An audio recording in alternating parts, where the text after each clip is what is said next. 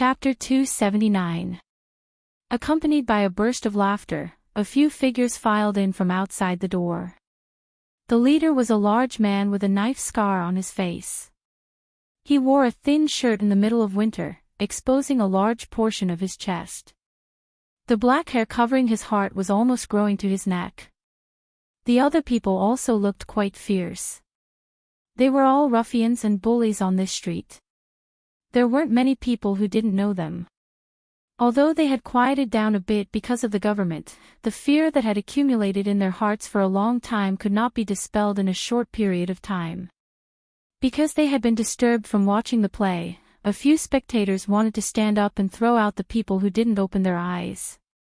But when they saw the situation at the door, they immediately sat back down and focused on watching the play, no longer daring to care about what was happening over there. If they provoked those ruffians, they wouldn't be able to live in peace in the future. This is Qing and Prefectural City. We have to abide by the law. We don't have 10 strings of coins. If you continue to be so aggressive, don't blame us for reporting it to the government. Old Sun looked at the two men walking over from the corner and felt a bit more at ease. He looked directly at the knife-scarred man and said this. "Io, brothers, did I hear wrong?" The knife-scarred man heard this and was stunned for a moment. Then he laughed loudly and said, "Old man, you dare to talk about the law with us? On this street, I am the law." The ruffians behind him roared with laughter. The nobleman who gave them this task originally had connections with the government. Why would he be afraid of things like the law?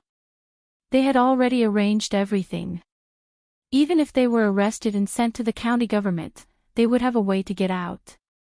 The knife-scarred man pulled out a stool and blocked the door. He crossed his legs and looked at Old Sunday. He said, "It seems that you don't care about what I said. I will say it here today. 10 strings of coins, not a copper coin less. Otherwise, I will smash your broken theater." Smash the theater. Is this how you smash it? A voice suddenly came from the side. Before the knife-scarred man could react, a long stool flew from the side and hit him squarely in the face. A few bloody teeth flew out of his mouth. The knife-scarred man was sent flying. His face was covered in blood and he lay on the ground motionless. "Oh, it's an acquaintance." Fong clapped his hands and walked over. When he saw the knife-scarred man lying on the ground, he was also stunned. Although his face was covered in blood, that iconic scar indicated his identity. A few months ago, wasn't this the guy who wanted to of the son-in-law's money and was caught and beaten up by them? Kill. Seeing their boss fall to the ground after the stool of blood was seen. Every year, during the Qingming festival, they would clear the weeds on his grave. They were hoodlums, not fugitives. They could extort a few copper coins in exchange for wine money, tease innocent women on the streets, and take advantage of them. But when it came to murder and arson, they would never do it even if they were beaten to death. This was a matter of principle. He once had a few hoodlum brothers who had no principles. They did not behave like hoodlums and accidentally killed someone. Now, the grass on his grave was 3 feet high. Every year during the Qingming festival, they would loosen the soil and weed out the grass on his grave. This. Old man Sun's face turned green, and his lips were trembling.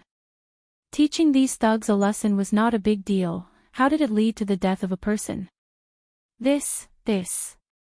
Old man Sun's face turned green, and his lips were trembling. Teaching these thugs a lesson was nothing. How did it lead to the death of a person? The death of a person was a big matter, and the audience in the theater were also in a panic. One after another, they stood up from their seats. "Don't worry, he won't die." Fong patted Old Man Sun's shoulder and said indifferently. He knew very well what he did.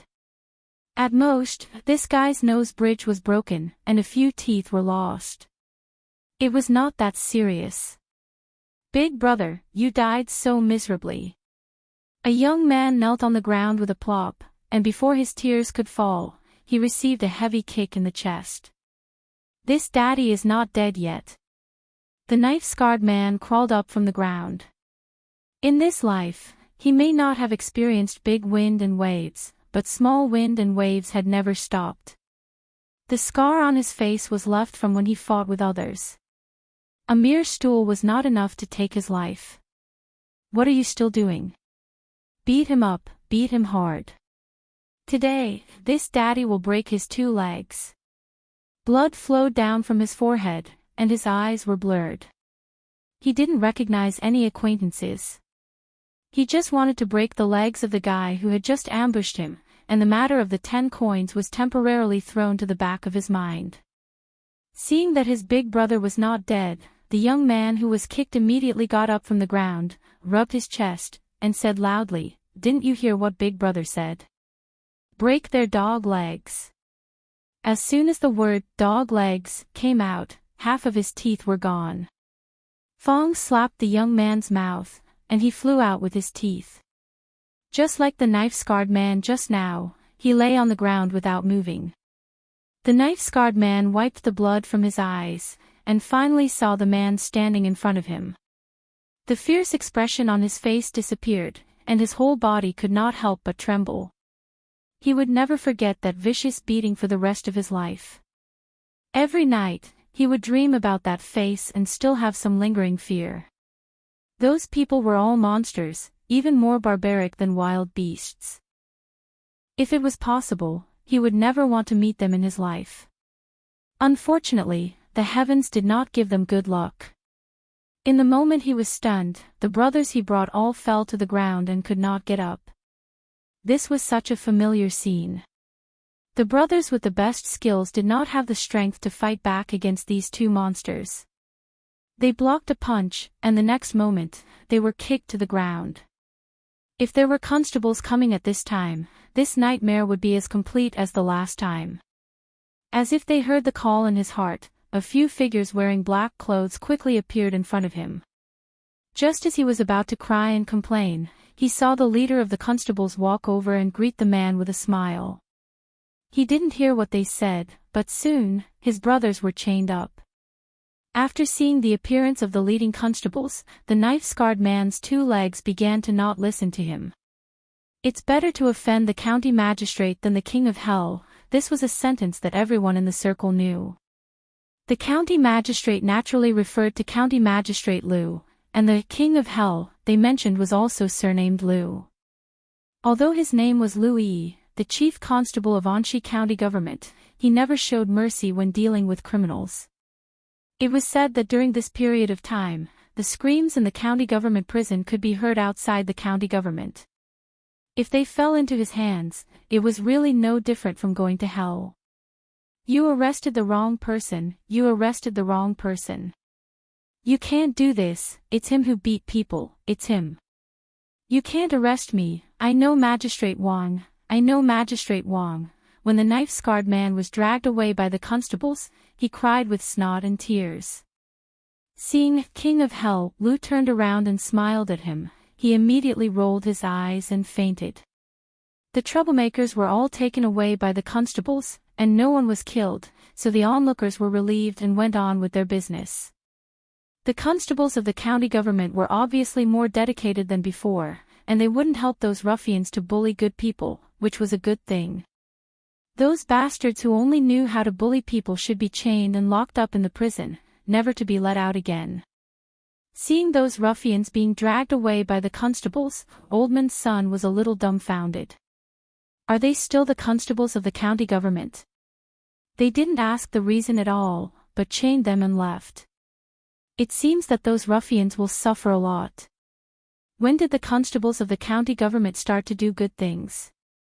Oldman's son soon knew the reason. Your Honor. Liu Yi walked to Li Yi and saluted respectfully. Li Yi patted him on the shoulder and said approvingly, "Not bad. I heard that you've solved several major cases during this period of time, and the security of the prefecture's city has been maintained very well. Everyone knows that there's a Hell King Liu in the county government." Liu Yi blushed and said, "It's all because of your good teaching. In front of Li Yi, he was even more humble than in front of County Magistrate Liu, and he admired Li Yi from the bottom of his heart. Liu Yi was very clear that he could have today's status because of the county magistrate's important position, which made him become the chief of constables in charge of all the bailiffs in a short period of time, from a constables who just ate and waited for death in the county government. Even when the county magistrate was not in the county government, what he did was what a county magistrate should do. Even the constables of the county government would sometimes ask him to go over when they encountered difficult cases. The county magistrate's kindness of enlightening him, and the appreciation of him, there was nothing he could do except to earnestly perform the task assigned by the county magistrate. Listening to the conversation between the constables and Late Oldman's son found a stool and sat down, his legs and stomach trembling. County magistrate, it turned out that Li was the county magistrate. No wonder Miss Wan didn't worry about those ruffians from the beginning. It turned out that she had known about it. Oldman's son didn't complain about Wan watching. The less they knew about the affairs of the big shots, the better. At this time, he didn't worry at all in his heart. From now on, they also had a backer behind them. Presumably, those guys who went to the brothels outside the city to look for trouble were all chained up with iron chains like dogs, right? Are your dog eyes blind to bully the county magistrate? If they don't lose a layer of skin this time, I will write the word "son" upside down. And those greedy guys who stretched their hands too far would be chopped off. No way, did you really give them 10 strings of coins? When Oldman's son cursed in his heart, a surprised voice came from the door. He turned his head and saw a man in luxurious clothes coming in. The man looked around the theater a few times, clicked his tongue, and said, "I really didn't expect that such a shabby place could actually collect so much money. Leader Wu, this thing was done by you, right?" Oldman's son's anger was aroused again, and he looked at the man and said, "What thing?" The man in luxurious clothes sat opposite to Oldman's son and said with a smile, "I just heard that Old Son's theater earns a lot of money every day, and those ruffians deserve more protection and money. I just didn't expect that. I still underestimated Old Son's ability. A straightforward person doesn't resort to insinuations. It's boring to be a coward." Oldman's son poured a cup of tea for himself, glanced at the man in luxurious clothes, and drank the tea in one gulp. He was no stranger to the man in luxurious clothes opposite him. The man was also an actor, but he was different from them. Wandering actors like them, in order to make a living, drifted around like duckweed without roots, and their lives were the most miserable. There were also actors in the palace, and there were also private actors in the homes of the high officials and nobles. Although these people didn't have much freedom, their lives were much better than theirs. As for those powerful troops, although most of them performed for the high officials and nobles, they never lacked freedom, and the money they earned was also incomparable to theirs. The man with the surname Wu was the leader of a famous troupe in the prefectural city. Seeing that Oldman's son's face was indifferent and directly pointed out the topic, a trace of annoyance appeared on the man's face, but he quickly returned to normal and said, "Since that's the case, I won't beat around the bush. 10 strings of coins, how many books like Painted Skin and The Chinese Ghost Story do you have? We want all of them." Oldman's son's expression didn't change, but he was sneering in his heart. These books were all written by the county lieutenant, and he was sitting there now. If the man with the surname Wu had the ability, he could go and find him himself. Wanting to buy food for everyone with 10 strings of coins was simply a dream. Even if he agreed, the county lieutenant wouldn't agree. The man in luxurious clothes looked at the almost empty theater, and a trace of passion appeared in his eyes. Even such a run-down place had so many people. If it was his troupe, the scene would be even more lively. It was a waste to leave such excellent books here. He had already done his research. These new plays did not exist in the market at all. Although they would be able to imitate most of them in a few days, they would still lose the initiative. When the time comes, everyone would have seen the original play. Who would still watch them? Give up.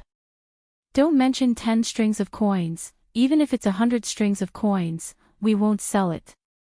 With the backing of a big shot, Old Man's son was full of confidence. The man in luxurious clothes narrowed his eyes and said, "So, you plan to take out 10 strings of coins every day. Maybe it will become 20 tomorrow. So it was you who played tricks behind the scenes." Old Man's son sneered and said, "Don't worry, they won't come again. A few officials came and took them all away. So what if I did it? Even if I didn't do it, someone else would. You don't think the government will really care about these things, do you?"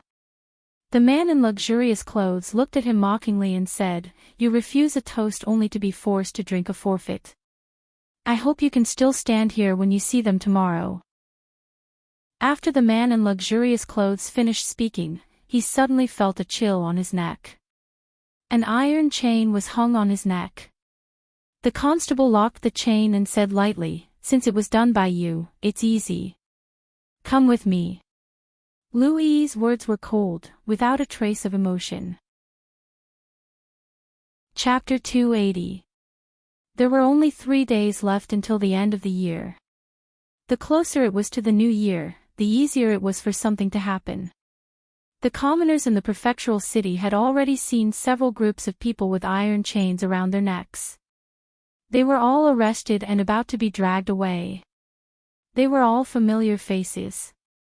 Many people clapped their hands in glee when they saw hoodlums who did not do their jobs all day long being locked up in jail. This time, the other hoodlums in the city immediately calmed down. They obediently stayed at home and did not dare to wander around. Dao Ba and the others were all taken away. It was said that it was an order from King of Hell Lu. Dao Ba would be severely punished even if he did not die this time. It was better for them to behave themselves. Who knew if the iron chains would suddenly wrap around their necks? A theatrical troupe in the city suddenly closed its doors. The other troupes followed suit one after another. Only the theaters in the city and the brothels outside the city were still bustling with business. There was an endless stream of spectators. One group after another came and went. Everyone, including Old Sun, felt reassured when they saw the hoodlums who caused trouble being taken away by the officials. Now, even if they were to open brothels all over Anshi County, they would not encounter any obstacles. Who would have thought that the young man standing behind them was the county magistrate?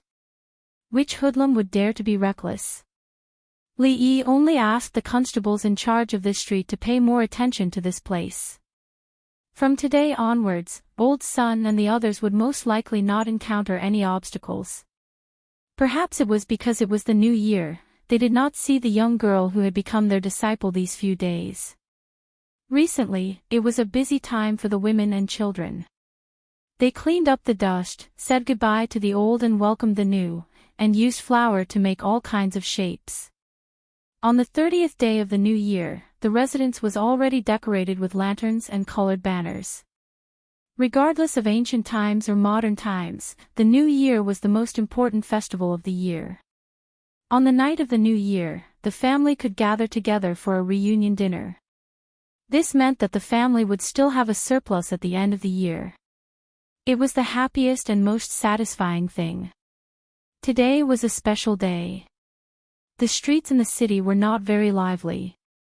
The shops were only open for half a day. When the sky turned dark, everyone returned home to prepare a sumptuous New Year's Eve dinner. After closing the door of the residence, the inside became a world of its own. For the naughty children, today was the happiest day of their lives. As long as they didn't cause too much trouble, their parents chose to turn a blind eye. After nightfall, a bonfire was lit in the outer residence. The naughty children kept throwing bamboo into the fire, listening to the crackling sounds of the bamboo. They competed to see who threw the bamboo into the fire with the loudest sound. This was the most traditional, firecrackers. As for the nice-looking fireworks, they were too expensive. His parents could not bear to buy them. They could only watch as white light shot out from other courtyards explode in the sky. Every sound would cause the naughty children to scream. Li Yi didn't have time to watch the fireworks. He was tired of all kinds of large-scale fireworks displays in his previous life. The scene here was too small, and it didn't arouse his interest at all. In order to prepare a sumptuous New Year's Eve dinner, the whole family was busy in the kitchen. For the remaining dozen or so families in the mansion, this might be the most extravagant New Year's Eve of their lives. Even for the poorest family, there wouldn't be a single chicken, duck, or fish missing. The family didn't lack money. It was fine to be frugal during normal times, but now wasn't the time to be frugal. Li Yi moved a small stool and sat in the corner to prepare the fresh fish that he bought this morning. How could such a grand occasion miss out on sweet and sour fish? Xiao Huan added firewood to the stove. Rui blanched the cut meat in the water before scooping it out and placing it on a plate for later use. Beside the table, Rui's knife danced in the air, and the tofu was cut into triangular shapes with uniform size and thickness. This was the only work she could do in the kitchen. Tonight, apart from Miss Liu, everyone would be able to cook 2 dishes. Xiao Huan had already been trained by Li Yi. In this world, she had already become an existence of the level of a chef. Needless to say, Rui's cooking skills couldn't even be compared to Li Yi's. In just a short while, the table was filled with dishes.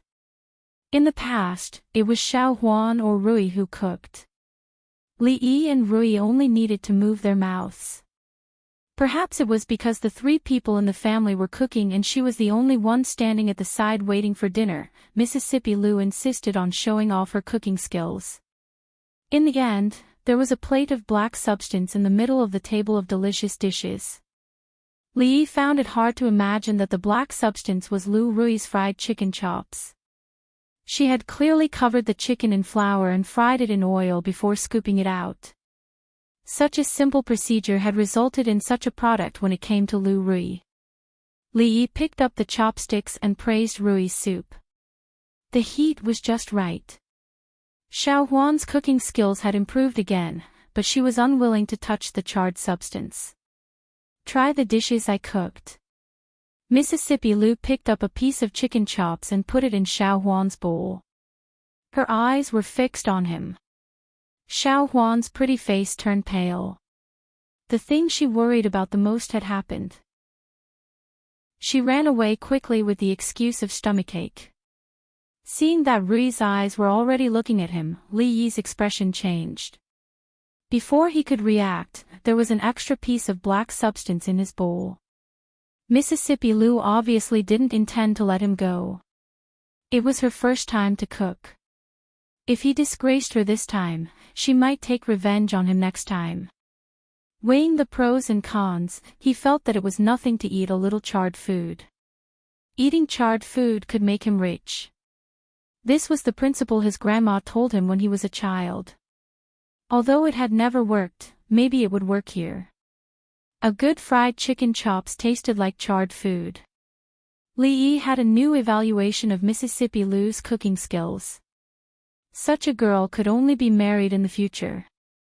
In this world, a girl who couldn't cook would be driven out by her family the next day. How is it? Liu Rui looked at him and asked. Not bad. Li Yi picked up another piece and put it in her bowl. He said, you try it. After tasting her masterpiece, Mississippi Liu went to rinse her mouth with a gloomy face. After Xiao Huan came back, she quickly put the charcoal back when she was not there. She patted her little chest and looked like she still had a lingering fear. After rinsing her mouth, Mississippi Liu threw those things into the dustbin and didn't mention anything about cooking. After dinner, there were more activities. Xiao Huan and a few close friends were carrying out some secret activities. Li Yi lit the fireworks, which caused the naughty children to scream around him. There were explosions in the sky from time to time. Since he could remember, it was the first New Year's Eve without the Spring Festival Gala. It passed just like that. When the bell rang in the distant night, history turned to a new page. Time officially entered the second year of Jinghe. Li Yi carried the little servant girl who was sleeping on the night of the new year and gently placed her on the cawing. After covering her with the quilt, he quietly left. The fireworks in the distance were still brilliant. There was no ban on setting off fireworks and firecrackers here, and there was no need to worry about the haze. Li Yi stood under the porch and looked at the night sky in the distance. He didn't look away for a long time. The last time he saw something like this, it wasn't this sky. A long robe was draped over his body. Li Yi retracted his gaze. When he turned around, he embraced the woman in front of him. Under her slightly startled gaze, he held her hand and led her into the room. Chapter 281. When he was washing up in the morning, Li Yi found some blood under his nose. Recently, he was indeed a little angry. After a few nights of improving their relationship, he could even sleep in the same bed with Rui at night. However, every time he was about to reach the last step, she would sleep in another bed. This was a sin. Li Yi even suspected that she was deliberately teasing him, but he could only sigh in his heart. When would these days come to an end? During the spring festival in the previous years, he had to visit his relatives and friends from the second day of the new year.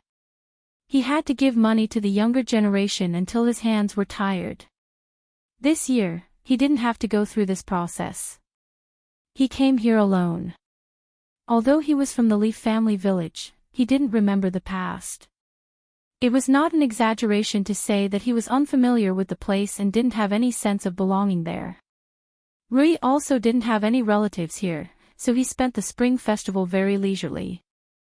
From the third day of the new year, the girl named Yangliuking would appear at home on time. She was diligent and would appear wherever there was work. She would come early in the morning and only go back at night. She had completely put on the identity of a servant. It seemed that she wanted to use this method to impress Rui. Sometimes when Rui was practicing, she would stare at him without blinking. Rui also didn't chase him away, which made Li Yi feel a little strange. He didn't know what she was thinking, but he didn't intend to care. Whether she accepted a disciple or not was her business. These days, he had his own things to do. This half a month was the busiest period of time in Qing and prefectural city. All officials, big and small, could not take a break. As the county magistrate, maintaining the security of the city was his main responsibility. The frequency of patrols on the streets had obviously increased. Every day, they would deal with a few small cases. Fortunately, there were no major murders. With Lu Yi around, his subordinates could handle everything. When there was nothing to do, Li Yi would drink tea and read books in the county government office. It was extremely worry-free for the county lieutenant to do this. Dinyo had been walking back and forth in front of Li Yi for a while, which annoyed Li Yi. Since he could get out of bed after his wounds got better, he ran to the government office to report. In addition to going to the brothel, he was also honest. However, no matter how honest he was, Li Yi wouldn't allow him to keep walking in front of him. He put down the book, patted the table and said, "If you want to walk, go outside. Arrestor Lu needs people. If you have nothing to do, go and help him." Dinyo finally stopped and said with a bitter expression, "Sir, Arrestor Lu and a few brothers have been trying to catch that thief for a few days already, but they haven't even seen his shadow. Every night, there are big houses being robbed, so that thief is probably not easy to catch." Seeing that the teacup in front of Li Yi was empty, he hurriedly ran over and filled it for him. He said with a flattering face, "I'd better stay in the county government office. I can still help Milord pour a cup of tea." After spending so much time together, Dinyo had already figured out the county lieutenant's temperament. Magistrate Li was not like the previous county lieutenant Zhou, who always had a stern face and often scolded them. The current county lieutenant was not only more capable than the one surnamed Zhou, but he was also very approachable. Even if he saw them slacking off, he would at most give them a kick in the butt. Last time, Milord Lee took the knockout drug from him and gave him a lot of money as compensation. He couldn't refuse it. He was not like Zhou Pisho, who only gave money to his brothers but never gave it out. That bastard deserved to be put in jail. As soon as Daniel filled up Li Yi's teacup, there was a commotion at the door. Several constables walked in dejectedly. Seeing their bruised and swollen faces, Li Yi stood up and asked curiously, "What happened to you guys? How did you end up like this?" Although constables didn't even have a rank in the county government office, for ordinary people, they were considered half an official. Beating up a constable was a much more serious crime than assaulting a police officer in the future. Not only could they enjoy a free tour of the county prison for a few days, but they could also be given a free beating. It was really worth it. "Milord, that female cat burglar was really powerful. We had already caught her by following the clues, but who knew that she was so good at kung fu? She accidentally escaped," one of the constables said gloomily. Not only did they fail to catch a thief, they were beaten up by a thief. Moreover, it was a female thief. It made them feel a little embarrassed. "Where's Louis?" Li Yi asked. "Constable Liu asked us to come back and call a few more brothers." He had already confirmed the female thief's residence. The constable clenched his fist and said with hatred. Listening to his description, the female cat burglar should be skilled in kung fu. He was afraid that they, who were just dabblers, would not be able to deal with her. The possibility of them being beaten up was higher. His subordinates were beaten up. Li Yi also felt embarrassed. Today, Fang's wife brought Juzi back to her parents' home to see her mother-in-law. Fang was idle at home, so he brought him along to suppress the situation. This task obviously made Fang interested. He looked down on the constable's fighting power and strongly recommended Liu Yi to be the constable. If he became the constable, he guaranteed that the constables in the yamen would not be beaten up like this again. Liu Yi pretended that he didn't hear Fang's words. The position of the constable wasn't something that could be done with a fist. It needed to be done with a brain. He was too lazy to deal with those who only knew how to use brute force. He cupped his fists and said to Li Yi, "Although that female cat burglar comes and goes without a trace, there are always times when she is careless. I investigated a few pawn shops in the city and found that there were a few items that were being traded. They were the items that the rich families had lost. That female thief is also smart. She pawned at a different pawn shop every time. A few of my brothers waited for her for 2 days and finally found her. However, the thief's skills were very good, so we suffered a loss. However, this subordinate has already tracked down her residence." Liu Yi brought a few constables and led the way in front. Li Yi and Fang followed behind. With Fang around, Li Yi didn't plan to join in the fun. He just wanted to see what the female cat burglar looked like. Taking advantage of the dark and windy night, leaping onto roofs and vaulting over walls, robbing rich families, robbing the rich to give to the poor. This was the standard routine of chivalrous men in wuxia novels. The person in front of them might be such a chivalrous woman. As for Li Yi himself, in the novels, he was a villain who only knew how to plunder the people's wealth and went against chivalrous men. His ending was usually not very good. As the few of them walked and entered the northern area of the city, the houses were obviously low and dilapidated. Li Yi remembered that Dania's family lived here. "Sir, it's here." Liu Yi pointed at a dilapidated courtyard in front of them and said softly. A brother in plain clothes followed her from afar and saw her enter this courtyard. Li Yi waved his hand, and 2 constables kicked open the door.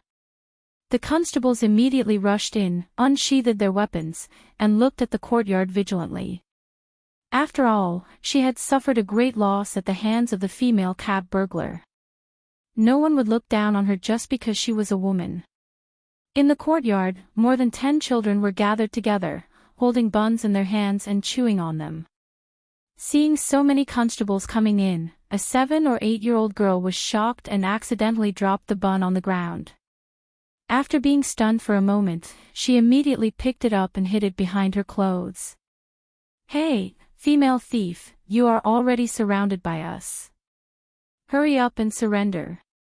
One of the constables looked at a girl who was about 16 or 17 years old and shouted loudly, "Sister, run." Seeing that the constables had barged in with knives, a boy's face changed and he shouted loudly. A few boys immediately ran out from the crowd. The oldest was about 11 or 12 years old, and the youngest was only 7 or 8 years old. At that moment, they were all baring their teeth at Louis and the others, as if they were going to charge at them at any time. "Why is it her?" Fong's mouth was wide open. He looked at Li Yi with a face full of surprise. Seeing that the children had fierce expressions and were staring at Louis and the others, Li Yi realized that he had actually guessed correctly. Chapter 282. On New Year's Eve, the entire prefectural city was in a state of jubilation. Everyone, including the rich families, let down their guard. Perhaps even the thieves wouldn't want to steal at this time. The heroine who robbed the rich to help the poor took this opportunity to climb over the high walls and steal the people's belongings. It wasn't for personal gain, but to help these helpless children.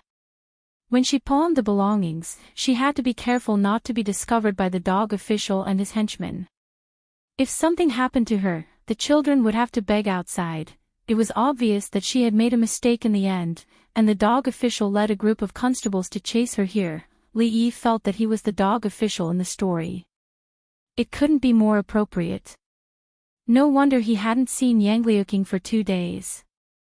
So she had been doing these things for the past 2 days. "Put down your weapons." With no other choice, he could only wave his hand at Louis Shui and the others. Li Yi didn't think that robbing the rich to help the poor was a bad thing. In fact, he had wanted to do it himself. Moreover, the clothes he changed out of this morning were taken to be washed by others. It wasn't good for his subordinates to point knives at her at this time. "Take out all the things you stole." Li Yi walked over and looked at her. Although what she had done was reasonable, it wasn't legal. She had to give those people something. "No, they will starve to death." The girl looked up at him with a hint of stubbornness in her eyes. She shook her head. Li Yi looked at the dozen or so children behind her. The girls were hiding behind the boys, and the boys were protecting them. They were still staring at him and the others. Although their bodies were still slightly trembling, they were all clenching their fists. Li Yi believed that if Louis Shui and the others made a move, they would rush up the next moment. Only this time. "Don't do it again." He glanced at Yang Liuqing and turned to walk out the door. "Sister, aren't the officials going to arrest you?" Seeing that the fierce officials had left, a girl around 7 or 8 years old walked out from behind and tugged at the corner of Yang Liuqing's clothes. Yang Liuqing touched her head and said, "Don't worry, the officials only hang up the bad guys. Sister is a good person, they won't arrest you." When the little girl heard this, a smile immediately appeared on her face. She took out a bun from the basket and handed it to her. She grinned and said, "Sister, have a bun." Yang Liuqing took the bun from her hand and took a small bite. When he looked up at the door, the figures had already disappeared. "What? Do you think I did something wrong and shouldn't have let her go?" Along the way, Li noticed that Louis Dong seemed like he wanted to say something several times but stopped. Louis cupped his fists respectfully and said, "This subordinate can understand Milord's benevolence. However, this action is against the law. If word of this spreads, Milord will be in trouble." Li smiled and said, "The law is dead, but people are alive. If we capture that woman today, perhaps those children will starve to death. Reason and the law are sometimes in conflict. How to make a decision? As long as you're not letting your heart down, it's fine." Seeing the county lieutenant walk away, Louis Dong stood in the same place and fell into deep thought. Reason and the law. He muttered these words and a trace of confusion appeared on his face. After a long time, his confusion gradually became clear. He sighed. The jewelry that those rich families had lost was stolen by a great thief who roamed the various prefectures. The probability of getting it back was really too slim. Yang Luqing swept the courtyard once again and sat on a stone bench in the corner. She looked at the young scholar who was holding a book in his hands. The strange chair he was sitting on was swaying back and forth. It seemed to be very comfortable. It wasn't until today that she found out that this seemingly weak scholar was actually an official. When she indirectly asked the young maidservant, the other party proudly told her that her son-in-law was a county magistrate and that he was in charge of a lot of officials. Apart from the first day they had come here, the two of them had not interacted much with each other. His impression of the young scholar was that he was lazy. As long as the sun was good outside, she would see him lying on that strange chair. Sometimes he would hold a book in his hand, and sometimes he wouldn't. He seemed to practice martial arts as well. He would practice for at least 2 hours a day, but she didn't know which martial arts he learned. His fist technique was soft and didn't have any strength. Maybe he was just learning it for fun. No matter what, she couldn't associate him with an 8th-rank official. However, he had a good heart. If he didn't let her go today, those children would be begging on the streets. Although she didn't know those children for a long time, since she saved them from the hands of the human traffickers, she didn't want them to go back to their previous lives. That's right, that strange fish technique.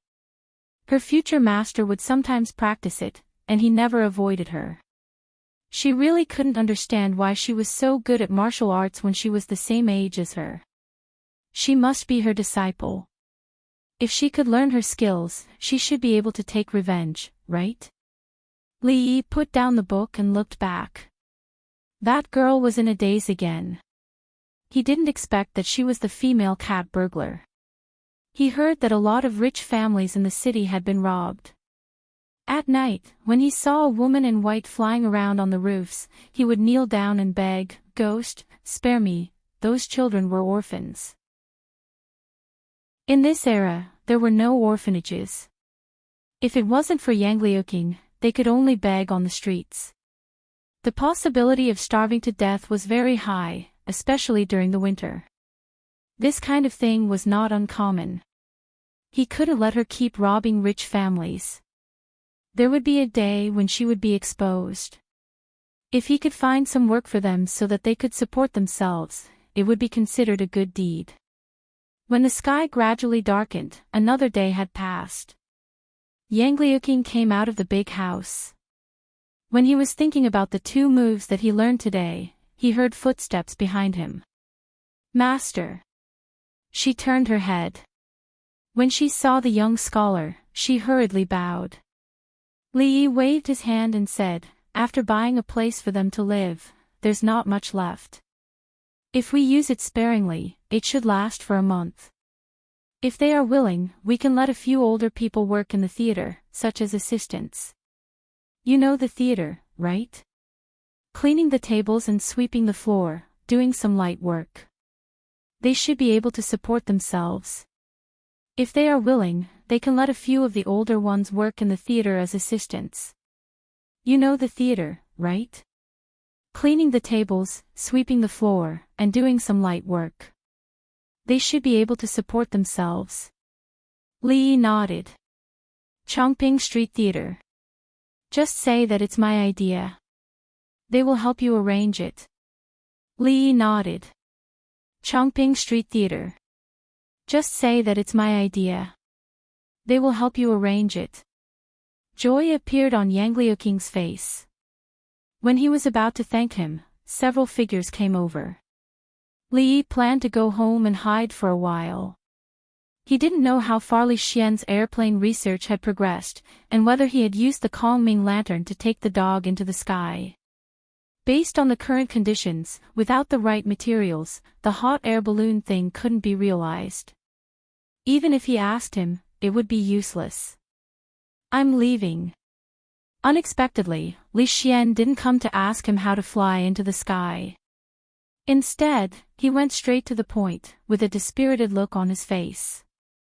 Li Yi's expression changed slightly, and he hurriedly said, "Isn't it just marrying a woman I've never seen? It's nothing. It's all the same even if she's covered with a blanket. Besides, you said that the woman is an outstanding beauty. No matter how you look at it, it won't be a loss. Don't take things too hard, it's not because of this matter." Li Yi's expression changed again. "Could it be that you have an incurable disease? This is a bit troublesome, but don't give up. You are the son of King Ning. What kind of famous doctor can't you find? Don't give up treatment. I'm going to the capital," Li Xian said with a long sigh. Li Yi patted his chest and glanced at him. This old man can't even speak clearly. Go to the capital, go to the capital. It's not like you're going to hell. Do you have to be so desperate and want to commit suicide? Chapter 283. Winter was not a good season to bid farewell. There had been no snowflakes since the spring festival. Otherwise, he could copy Shou Yingjing's poem for him. Song of White Snow sends Li Xian back to capital city. The north wind blows the white grass, and it snows in August. I'm leaving tomorrow. Tonight, I'll treat you to a drink in Jade's yard. Don't go home until you're drunk. Li Xian waved his hand and said straightforwardly. Li Yi did not understand how his jadeite yard came about. He went to jadeite yard to listen to music, he went to jadeite yard to eat, he went to jadeite yard to drink, but strangely, he never did anything serious there. Forget about Jade's yard. Let's go to Rui yard as usual. Drunkenness would cause trouble. It was okay in his own home, and nothing would happen. But in a brothel, Li Yi was really worried about his chastity. Don't be so wishy-washy. What's so good about Rui yard? Let's go to Jade's yard. Li Xian took the lead, and two guards carried Li Yi, who was very reluctant. In Yang Liuking's surprised eyes, they soon disappeared. The night was always the busiest time in the brothels, especially on the 1st and 15th day of every year. It was the day when the brothels competed for the courtesan bell. All the famous courtesans tried their best to get a high ranking. This was a great help to improve their fame and value. If they could become one of the top 10 courtesans, they would be pursued by countless people in the following year, and they would gain both wealth and fame. For their girls, all the brothels actively cooperated with the publicity. Prostitutes, who were rarely seen, performed on the stage one after another, which naturally attracted the attention of a group of wolves. When the beauties glanced around, they wanted to empty their pockets. The business of a brothel in one day was comparable to that of 10 days or half a month before. Only artists were qualified to run for the title of courtesan belle. A withered flower could not attract the attention of those nobles. If one of the top 10 courtesans could settle down in his brothel, the next year's wealth would definitely roll in. Every courtesan was a cash cow for the brothel to which he belonged. Within the jadeite courtyard, after passing through the winding corridors and isolating the noise outside, a woman stood quietly by a table in a secluded room. Her wrist slowly moved as if she was drawing something on a piece of paper. Drunken Mo, you can't always not go out to meet the guests. The courtesan competition has already started. Mom is relying on you to make us proud. The jade courtyard's madam stood beside her and urged. Don't we still have Xiang Xiang and Miao Miao? The woman added a few more strokes on the paper and said casually. The brothel keeper's face turned bitter as she said, "Oh, my great aunt, how can they compare to you? Listen to Mama's advice, go out and show your face. Even if it's just to play a song or sing a few lines, it's good enough. How many young masters want to see you by name? Mom is doing this for your own good. If you don't win the title of courtesan belle this year, your future days will be difficult. Without fame, Mom won't be able to stop those nobles. Got it. The woman sighed helplessly. That's good. Mom will go prepare now. A smile immediately appeared on the madam's face and she hurriedly retreated. Her personal maid, Xiao Chui, supported her chin with one hand and murmured, "Young miss, I heard that Lu Chao Chao of Ichuan Brothel and Lu Yi of Golden Phoenix Courtyard have the most support for this year's courtesan bell. Many famous scholars have written poems to praise them." Young Master Su gave Lu Yi 3,000 taels of silver, and many people are envious of her. Yang Yanzhou wrote a poem for Lu Chao Chao, and her supporters immediately surpassed Lu Yi's. Young Miss has never met those scholars. What will you do if you don't win the title of courtesan belle? The maid's worry was not without reason. The courtesan belle election was obviously based on popularity. If a noble spent a lot of money on a certain lady, or if a talented scholar produced a masterpiece, it would greatly boost popularity. The courtesan belle was naturally the center of attention, and countless men would fight for it. If they met someone they liked, they just had to nod their head, and their marriage would be settled. Those who didn't win the title of courtesan belle would naturally lose a lot of popularity. Without fame, those nobles wouldn't care if you were a virgin or not. Sometimes, they would even use some forceful methods, and no one would stop them. A virgin who lost her virginity was naturally no longer a virgin. In the end, she would end up like most prostitutes, selling flesh for a living. Xiao Chui was still murmuring to herself. Xing Zumo came out of her cage-like room and looked up at the sky outside the window. A trace of desire appeared in her eyes, but it quickly turned into helplessness. Xiao Chui. The muttering girl raised her head. Prepare hot water, I want to take a bath, all right. Li Xian gulped down a cup of wine and stared at the stage, clapping his hands with all his might. After Li Xian's guard presented 2 silver ingots, the girl on the stage, wearing a gauze dress and revealing her navel, danced even more enthusiastically. There were almost no empty seats in the hall. When the 2 of them came earlier, there weren't actually any seats. After Li Xian's guard put his arm around a fat man's neck and said a few words intimately, the fat man smiled and gave up the seat that was supposed to belong to him. As the girl twisted her waist, a burst of cheers came from below the stage from time to time. Regardless of whether it was a burly man or a refined scholar, they all stared at the stage without blinking, as if they wanted to see under the gauze dress. Some even stared at the girl's navel and drooled. Li Yi even saw a guy in the corner with his hand in his crotch, not knowing what he was doing. They were all a bunch of good-for-nothings. A simple twist of the navel was enough to make them so excited. Had they seen striptease or pole dance before? Even though he hadn't seen it himself, his horizons were at least 1,000 years ahead of them, so he wasn't as unbearable as they appeared. At this moment, he was focusing on the delicacies in front of him. He had to admit that the dishes here had their merits. Putting aside those fancy dishes that didn't taste very good, this dish called Blaze of Colors was actually a side dish made of shredded radish mixed with an unknown substance. It was very delicious and went very well with the rice. Pfft, young master, look at him. He looks like he hasn't eaten for a few days. A chuckle came from the side. Li Yi turned his head and saw 2 young masters sitting there. At this moment, one of the younger ones was pointing at Li Yi with his finger. He was smiling so widely that he couldn't even open his eyes. He spat in his heart and turned his head away.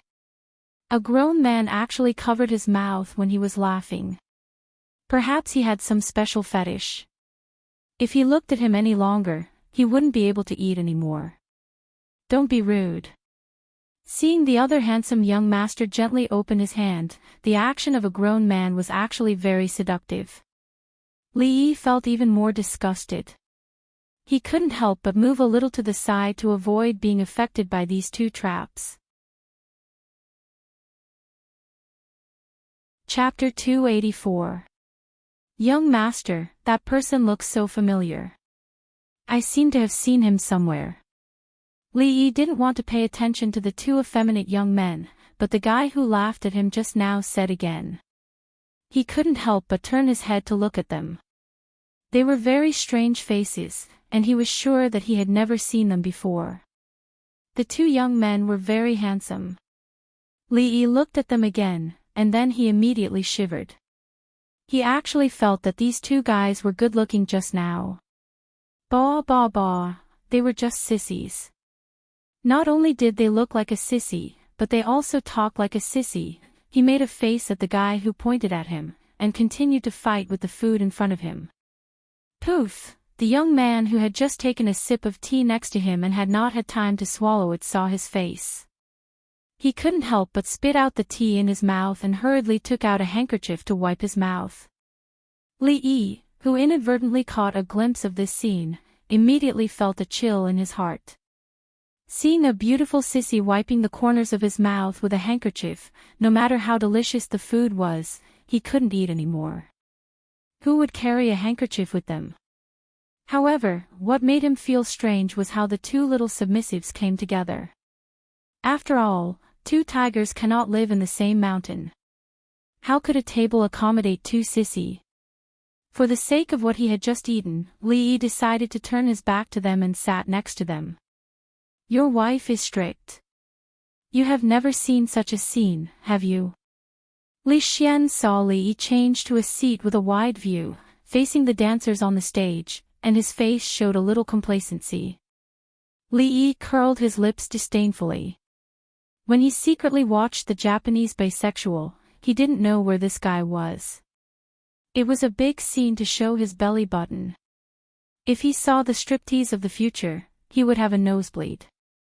As if he didn't see the disdain on his face, Li Xian tempted him and said, "Anyway, you have nothing to do here. Why don't you go to the capital with me? The brothels in the capital can't be compared with here. More than half of the world's famous prostitutes are in the capital. They won't let you down. What's more, once you get there, your wife won't be able to control you anymore. You can do whatever you want."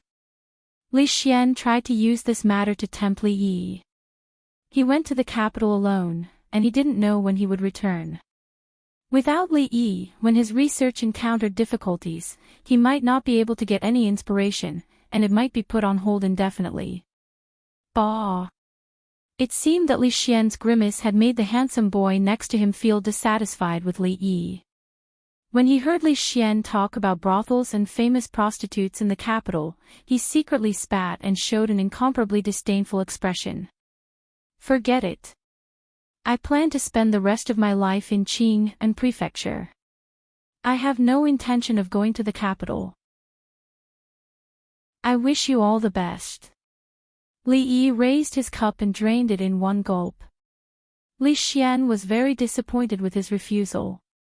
And Mingzu was right. This guy didn't have any great ambitions.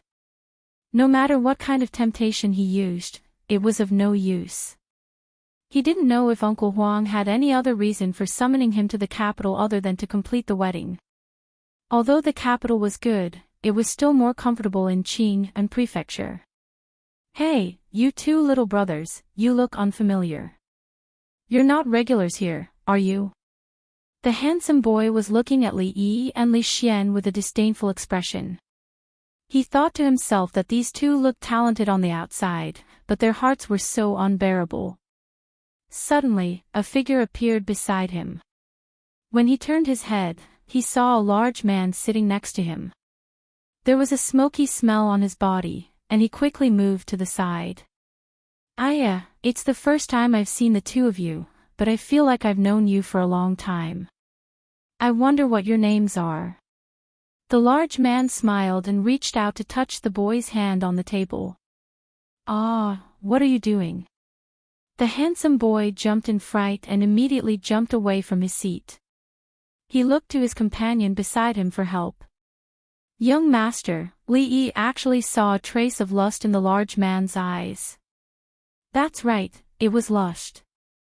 A big man actually showed an evil gaze to two other men. Damn, this man looked so strong, but he was actually a dead piece of glass. It's nothing, I just want to make two more friends.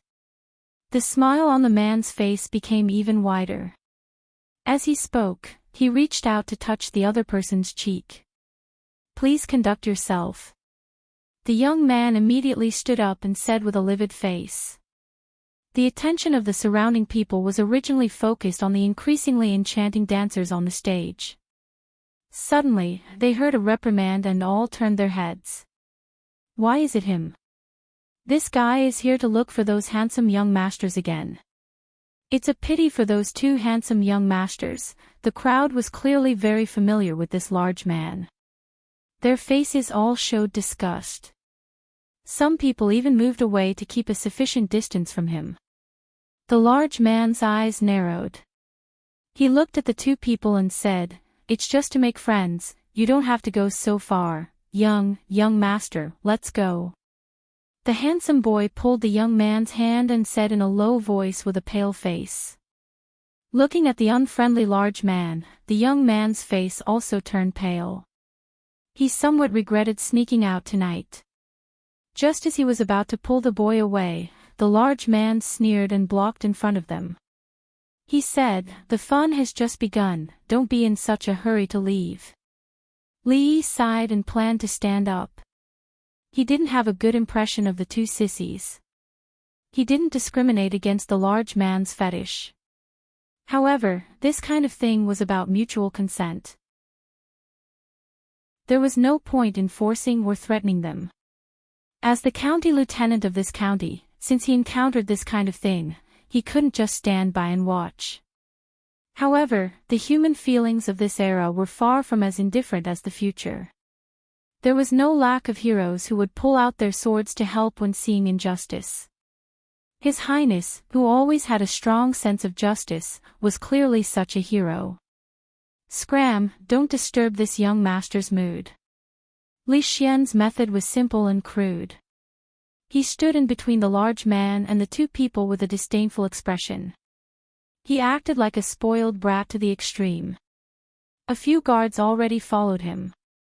If the large man made any strange movements, he would immediately be cut into pieces. The boy and the young man looked at him with eyes filled with deep gratitude. "Oh, this little brother is quite handsome." The large man originally wanted to get angry, but when he saw that the person in front of him was actually a similarly handsome young master, a smile appeared on his face. Li noticed that Li Xian's expression was starting to freeze. He knew that this guy was finished. If it were him, he would have already demonstrated a whole set of 18 dragon-subduing palms on this man's body. Knowing that the person in front of him was helping him out, the young man hurriedly cupped his hands towards Li Xian and said, "Thank you, young master." "Step back." Li Xian's face was cold. He extended his arm and signaled the two people to step back. When he accidentally touched the young man's chest, he lightly patted it twice. He looked at him in surprise and said, "I couldn't tell, but this brother's body is quite sturdy." Young master." The boy watched as the man patted his young master's chest twice. He was speechless with his mouth wide open. As for the young man who was praised by Li Xian for having a sturdy body, he lowered his head to look at his chest.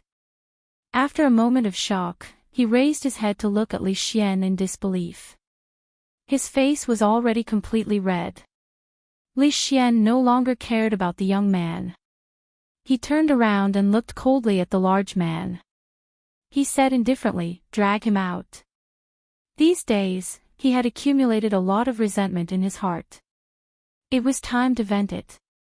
At first, the large man did not understand his words. However, when his shoulders were pressed down and he could no longer use any strength, his face began to turn pale. The large man was dragged out by Li Xian's guards. Li Xian also followed. Li Yi knew that he was angry.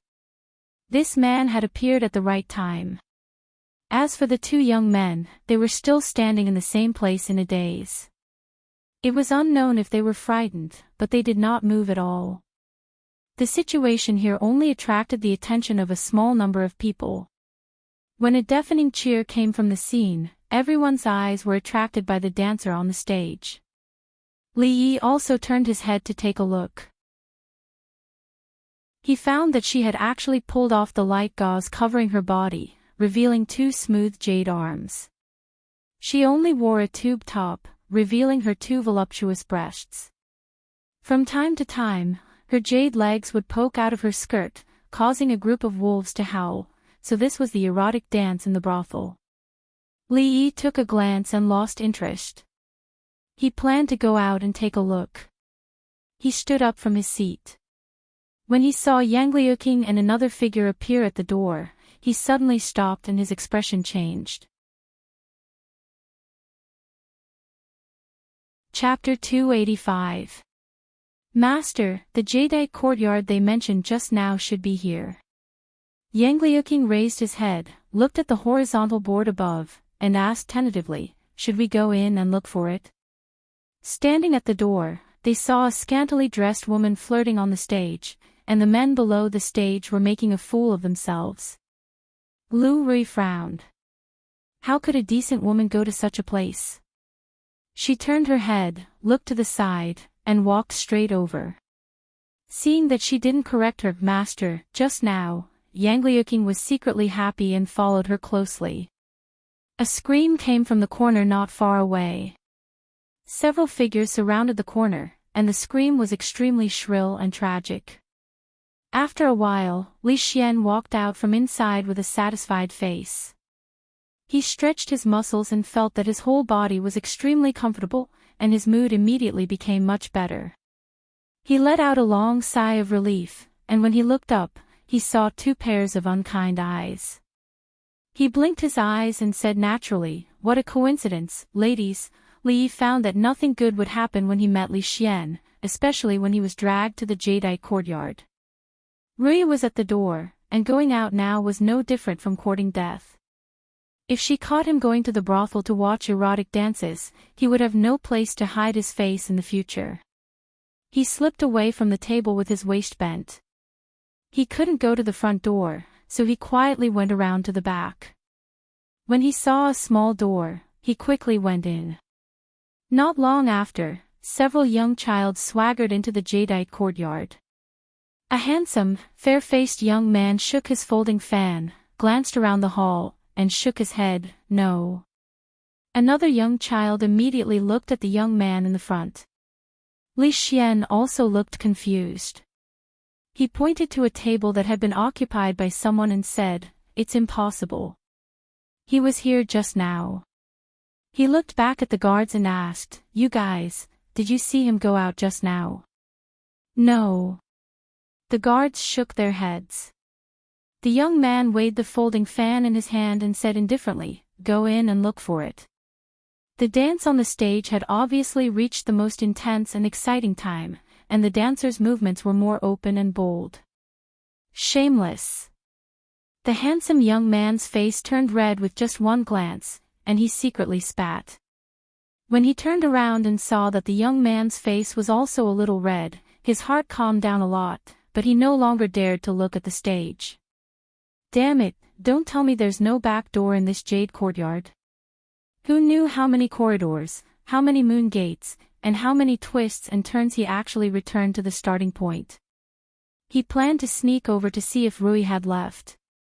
Just as he took a step forward, he saw two handsome young masters walking out from the small door.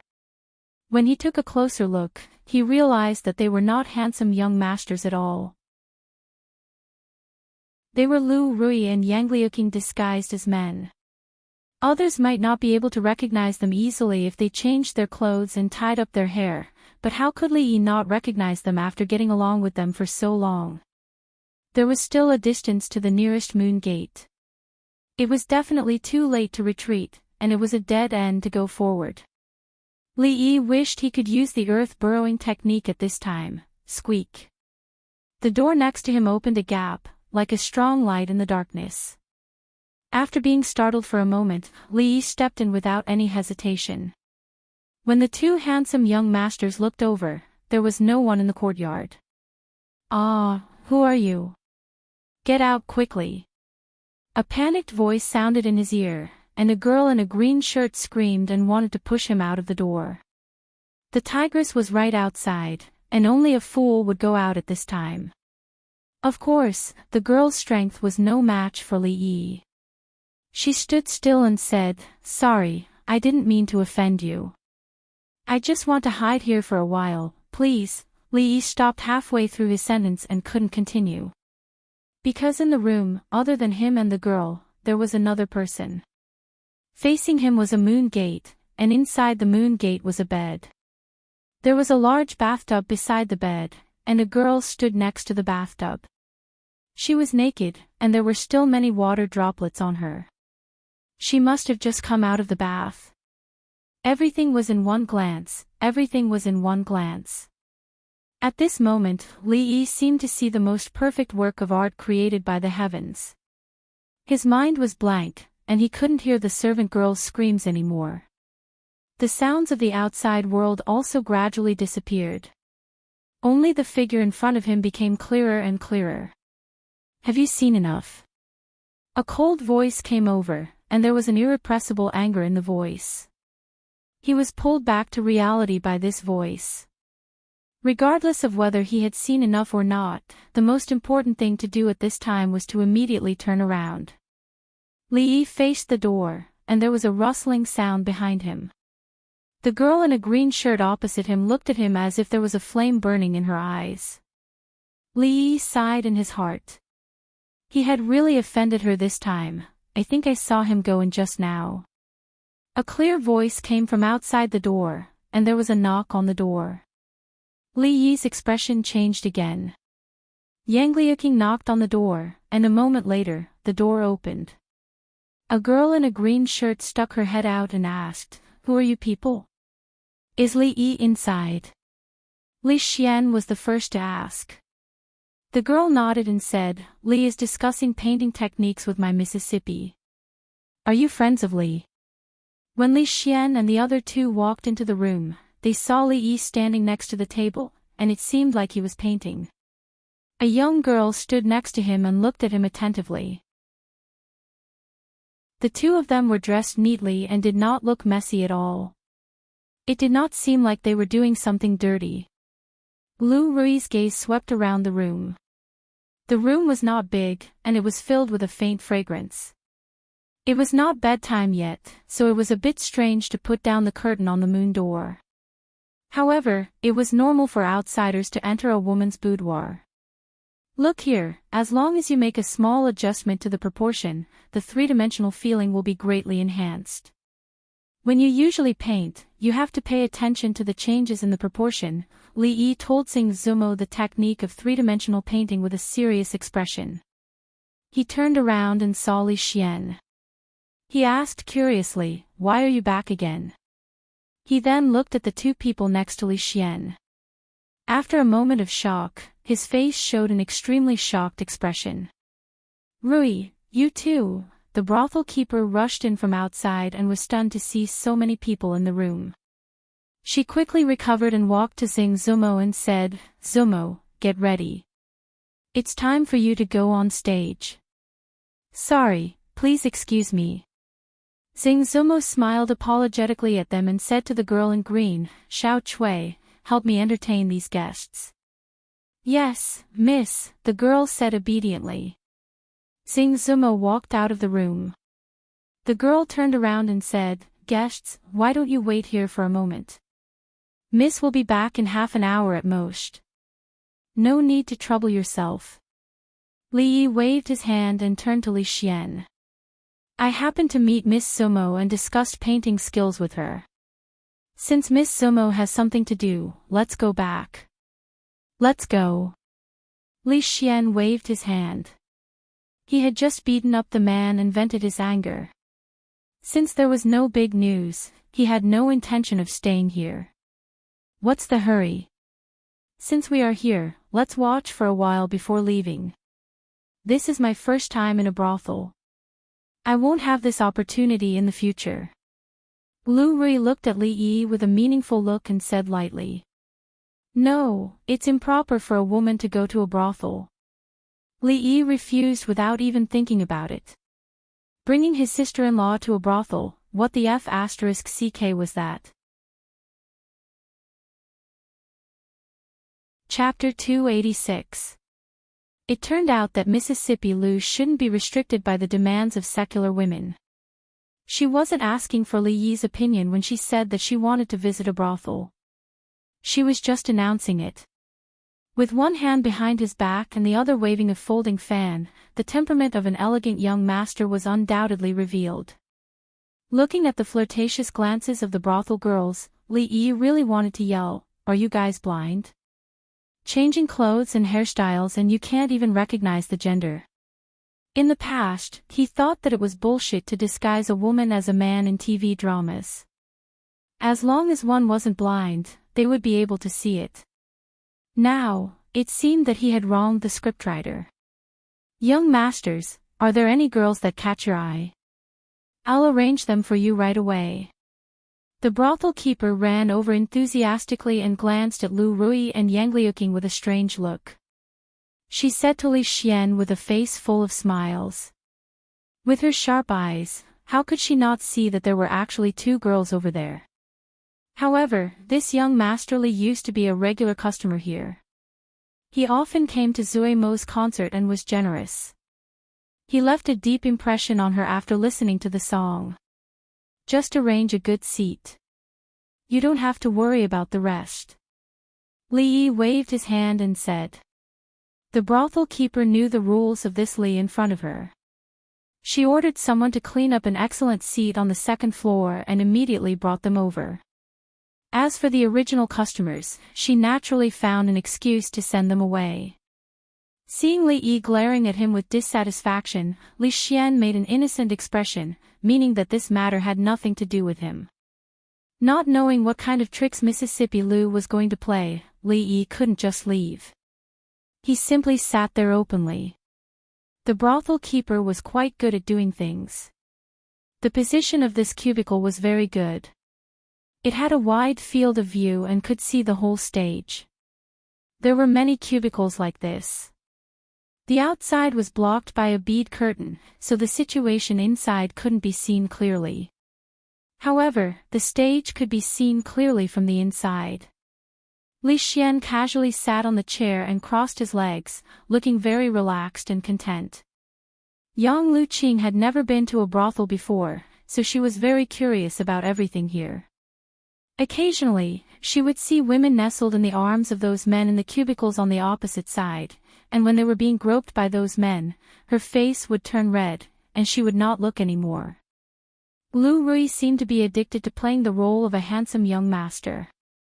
He waved his folding fan in his hand and looked down through the bead curtain with great interest.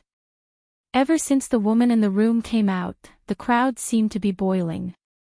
It was obvious that she was quite famous. Lu Rui looked back at Li Yi and saw that he was sitting on the chair, staring blankly. Li Yi was indeed. The scene just now was his eyes. Li that out, and couldn't be away. He glanced at the figure below, and the feeling in his heart was a little complicated. Although she had appraised a lot of erotic films in her previous life, it was the first time in both of her lives that she had seen such a scene with her own eyes. Even though she had put on her clothes now, the scene in the room just now still appeared in her mind. Listening to Miss Zui Mo play the zither is simply a great enjoyment in life.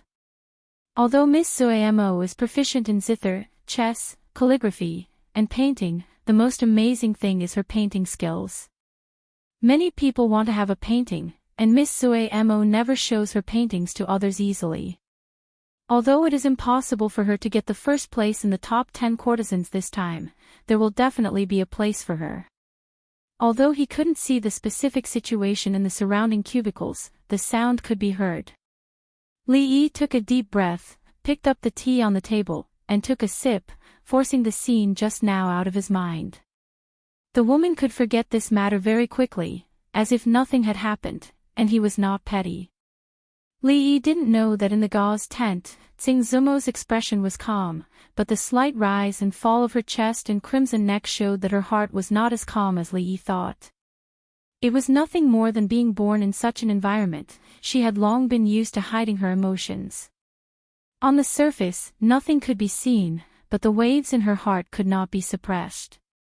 Although she was in a brothel, she had been raised as a chaste person since she was a child, and all the people who taught her were women. She had never been seen by a man.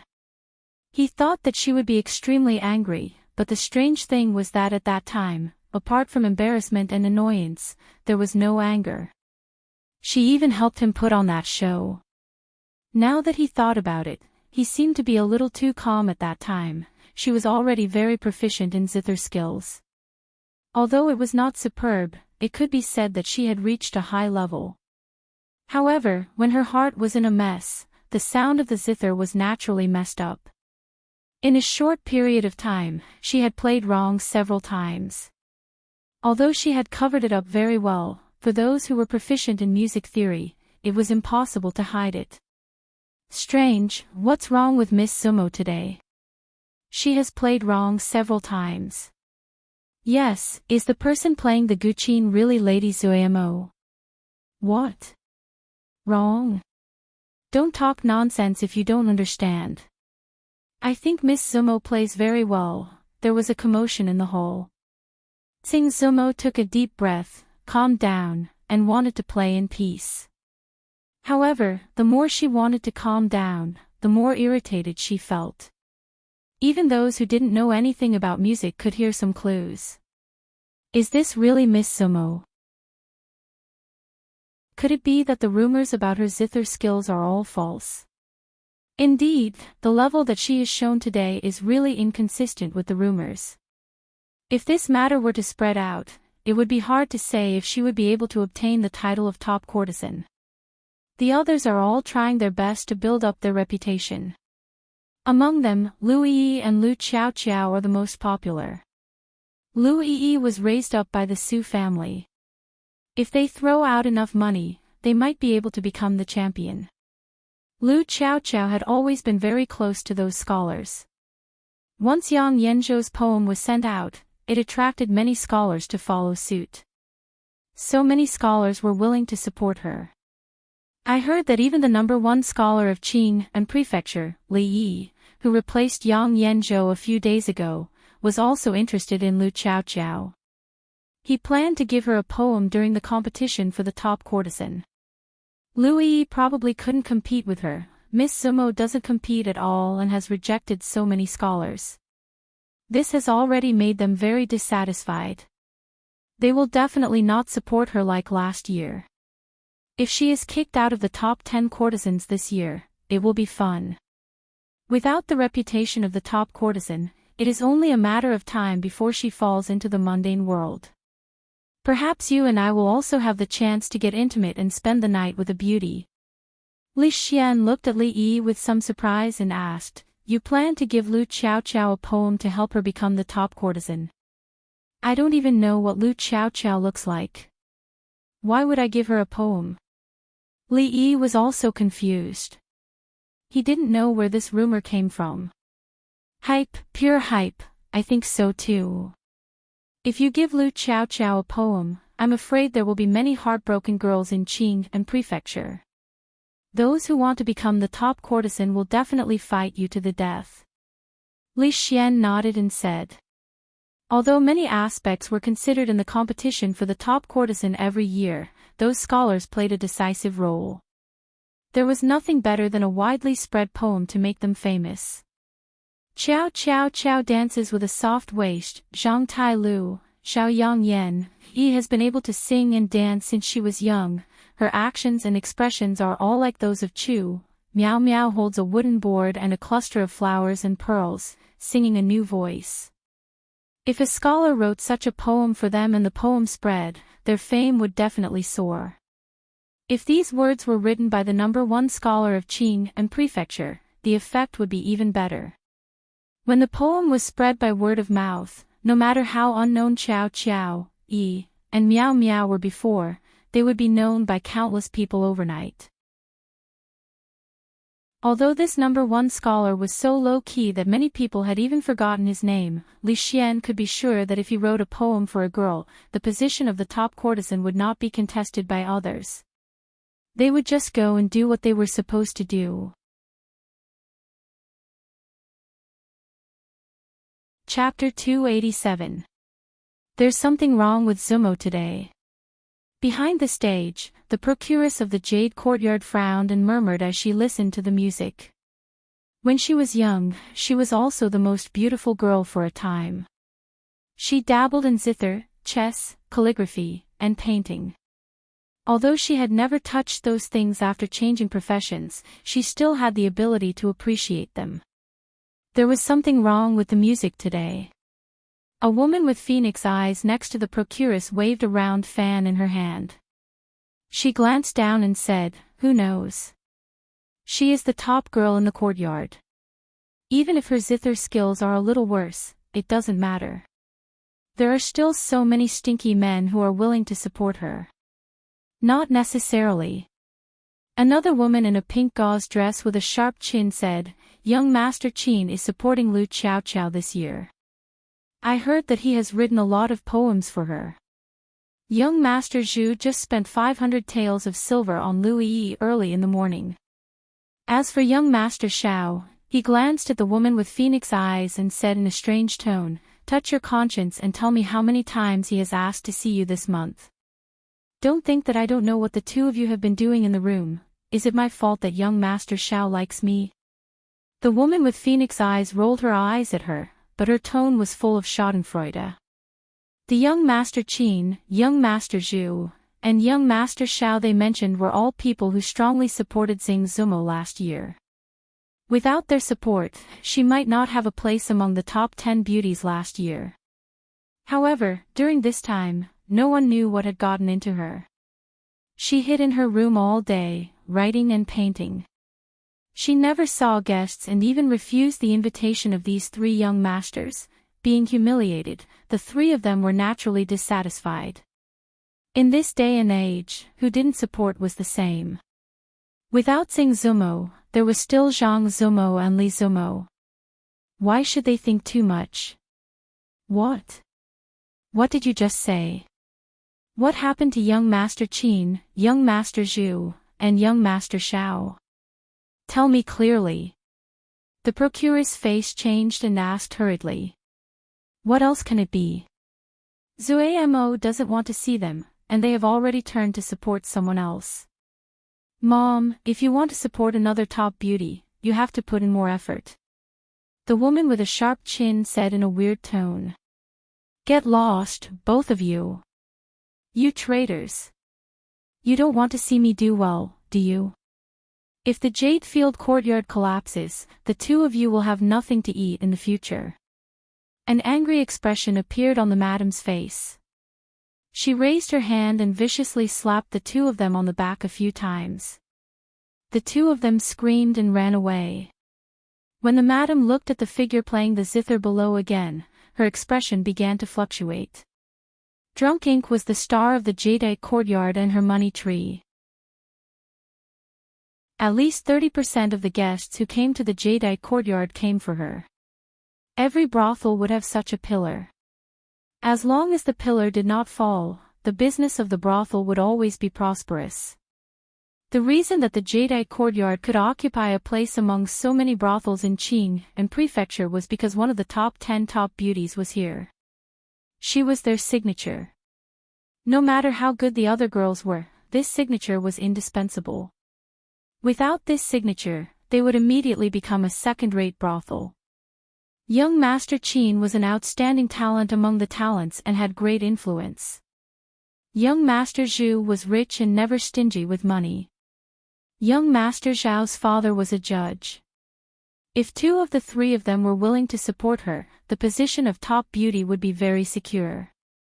She thought that the three young masters would continue to support Drunk Ink, but the procuress' face darkened.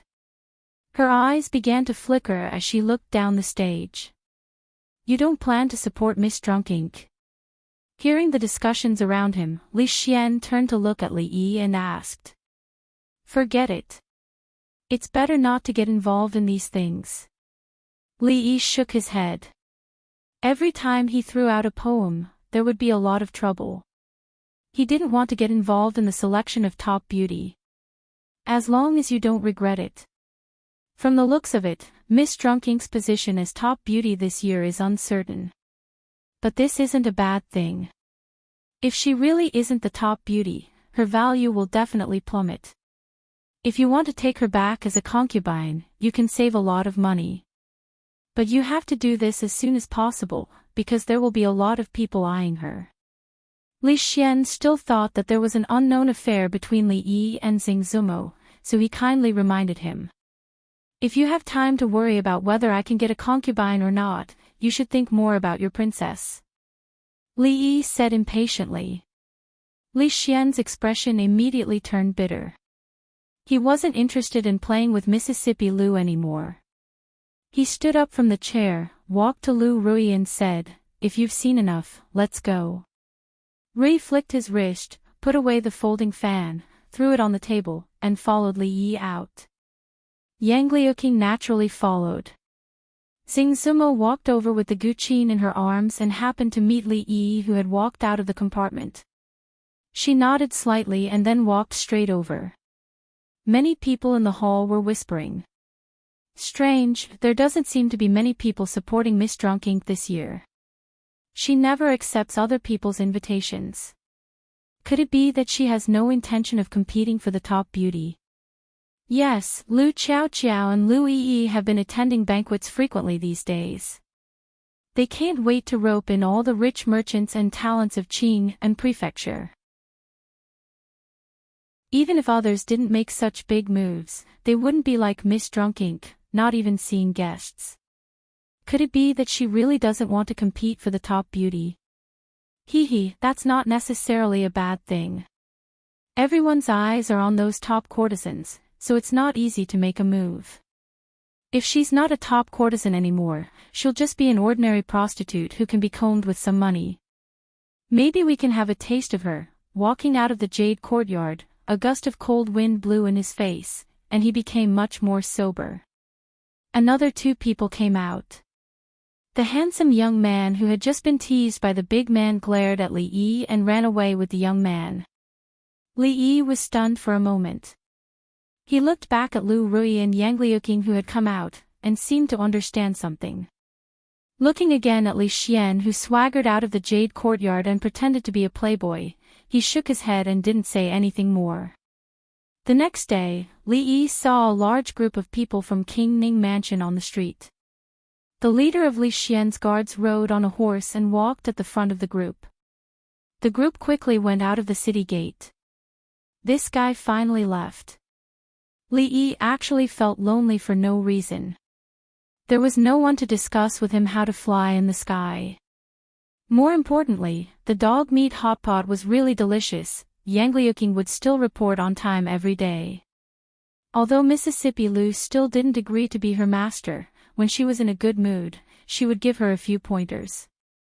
From then on, the courtyard would often be filled with whistling sword aura, and it was impossible to bask in the sun peacefully anymore. Uncle Master, there are more invitations. Yang Liuqing walked in from outside and handed something to Li Yi. Recently, he had mysteriously received a lot of invitations. Lu Qiaoqiao, Lu Yi, and a few others he had never heard of invited him to all kinds of banquets.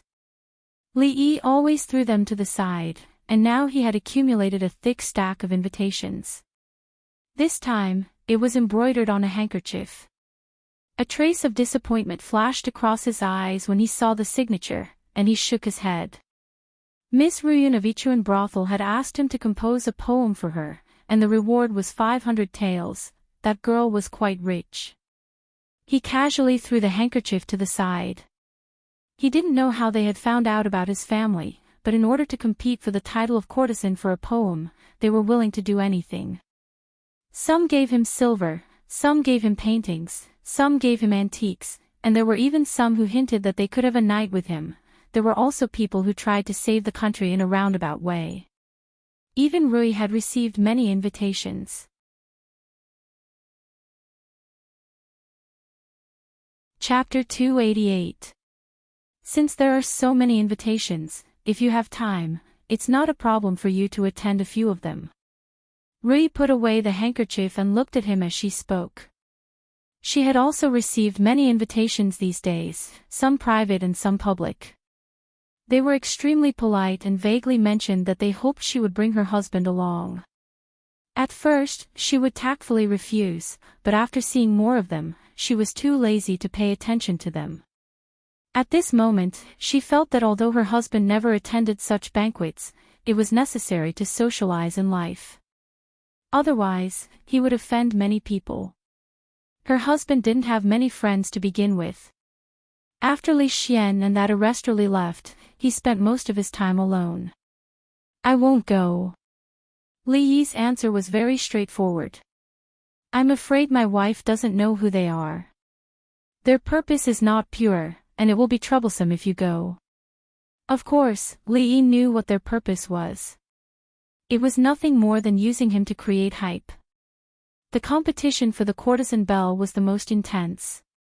Everyone wanted to have more bargaining chips in their hands. If one person attended an invitation, there would definitely be a second or third person.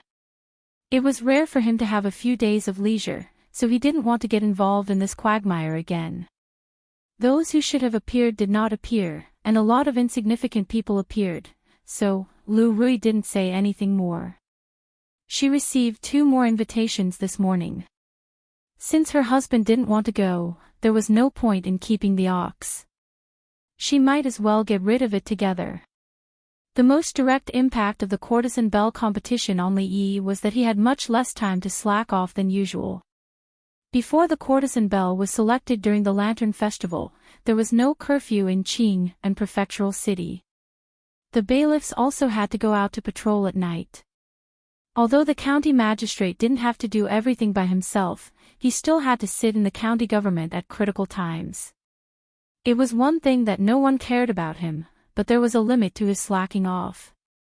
Driven by the festival and the top courtesan competition, the business of the theater was booming day by day. Oldman's son didn't take the opportunity to expand his business. Instead, he took a steady approach and managed several theaters in an orderly manner. He also arranged for the orphans to work in the theaters, such as making tea, pouring water, and wiping the tables. The older children in their early teens could still do the work. Since then, the flying female thief in the prefectural city had disappeared without a trace. When he walked back to the county government, several constables on duty were squatting in the duty room and chatting. The city gets more and more lively every day. It's so tiring to patrol from morning till night. It's so tiring, someone complained. Why are you so stubborn?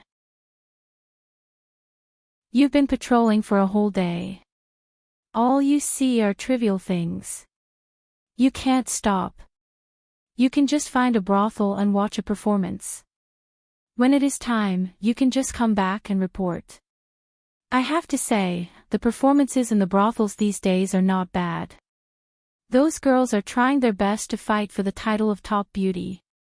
They are even using their best skills. Yesterday, I saw a girl whose body was so soft that she could put her head on her butt. That's nothing. Guess who I saw when I went to the Jade courtyard to see my lover a few days ago? The county lieutenant. I saw the county lieutenant enter a room. I asked my lover later. Guess whose room it was? Who? When it came to the county lieutenant's gossip, the people were obviously interested and asked one after another. You'll never guess. It was actually, Li Yi couldn't let this guy go on.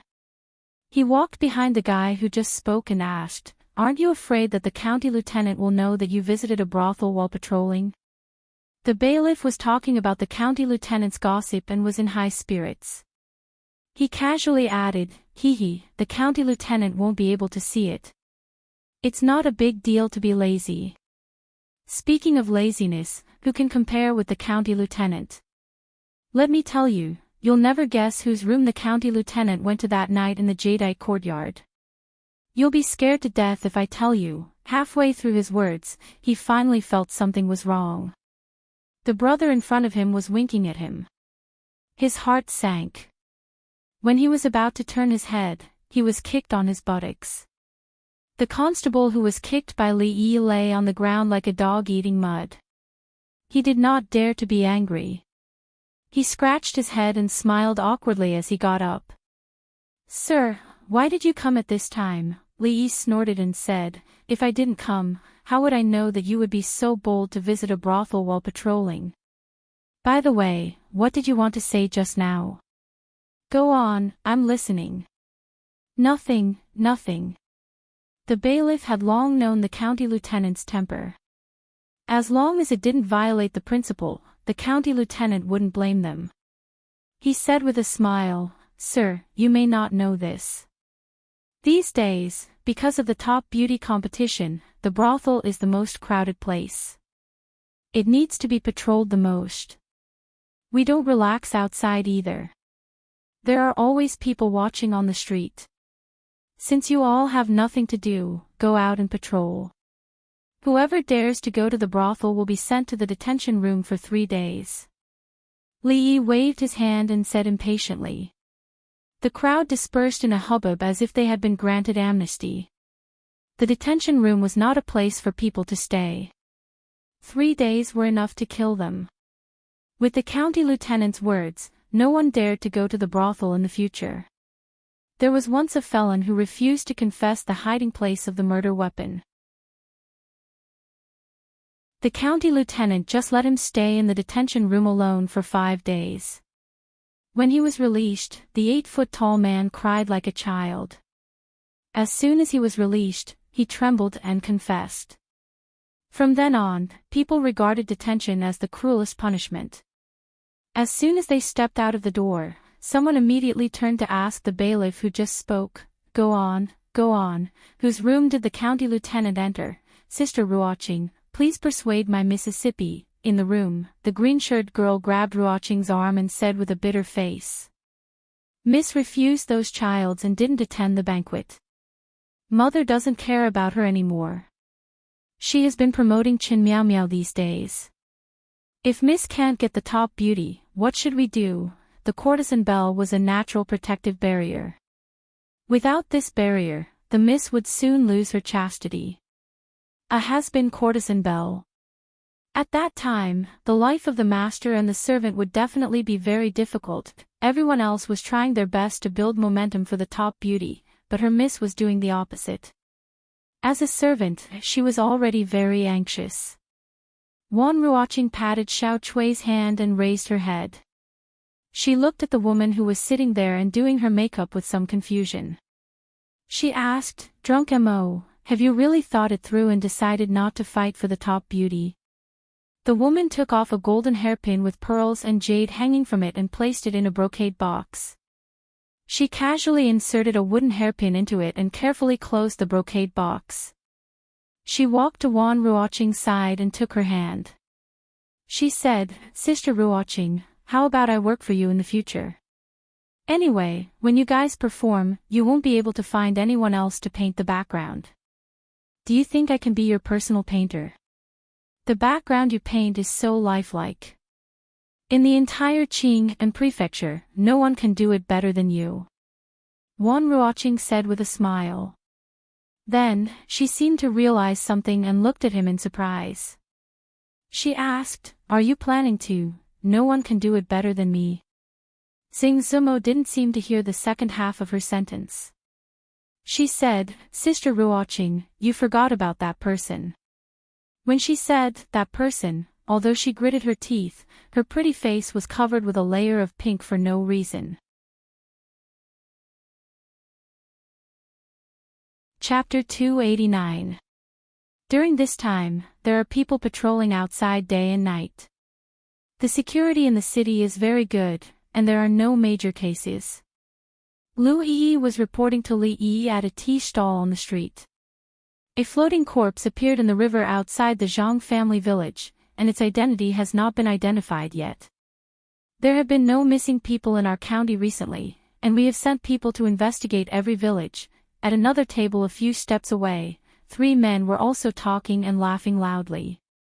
"Have you watched the top beauty competition these days? Miss Chow Chow and Miss Yi are competing fiercely. I'm afraid one of them will be the champion this year. In fact, there is nothing exciting about this competition. Last year's top 10 beauties will still occupy more than half of the seats this year. Moreover, no matter who is selected, we can only watch and can't touch them. That's not necessarily true. As long as there is either talent or wealth, even if it is the champion, there is still a chance to make love. Moreover, we can't touch the top beauty this year even if we can't touch the past. I don't know why the Jade Yard has been promoting Chen Miao Miao this year, and the Phoenix Perching Building has promoted a newcomer. You should know that Xing Zumo and Gu Xiaowan were both candidates for the top 10 beauties last year, and I'm afraid they have no hope of being on the list this year. I wonder what the former top beauty tastes like. As the three men talked, they showed a smile that all men understood. Later, no one knew what they were talking about, but their smiles became lascivious and their voices became lower. Your Excellency, Your Excellency. Lu Yi said a lot and found that the county lieutenant did not respond. When he looked up, he found that there was no expression on his face, and his eyes were wandering, obviously absent-minded. He stretched out his hand and waved in front of Lu Yi's eyes. Well, what's wrong? Li Yi came to his senses and asked, looking at him with confusion in his eyes. Lu Yi sighed in his heart. The county lieutenant had something on his mind, so what he said just now was in vain. As a subordinate, he should share the burden of his superior, so he changed the topic and said, there is nothing important in the county government recently, but with the top beauty competition going on, the city will be more and more lively at night. I think we should double the number of people. Well, do as you said, and the others will be selected from the people. Li Yi clapped his hands, looked at the three men who were talking enthusiastically, and turned to walk to the street. Sir, be careful. Just as they reached the street, Lu Yishui suddenly shouted and grabbed Li Yi's arm, causing Li Yi to stumble.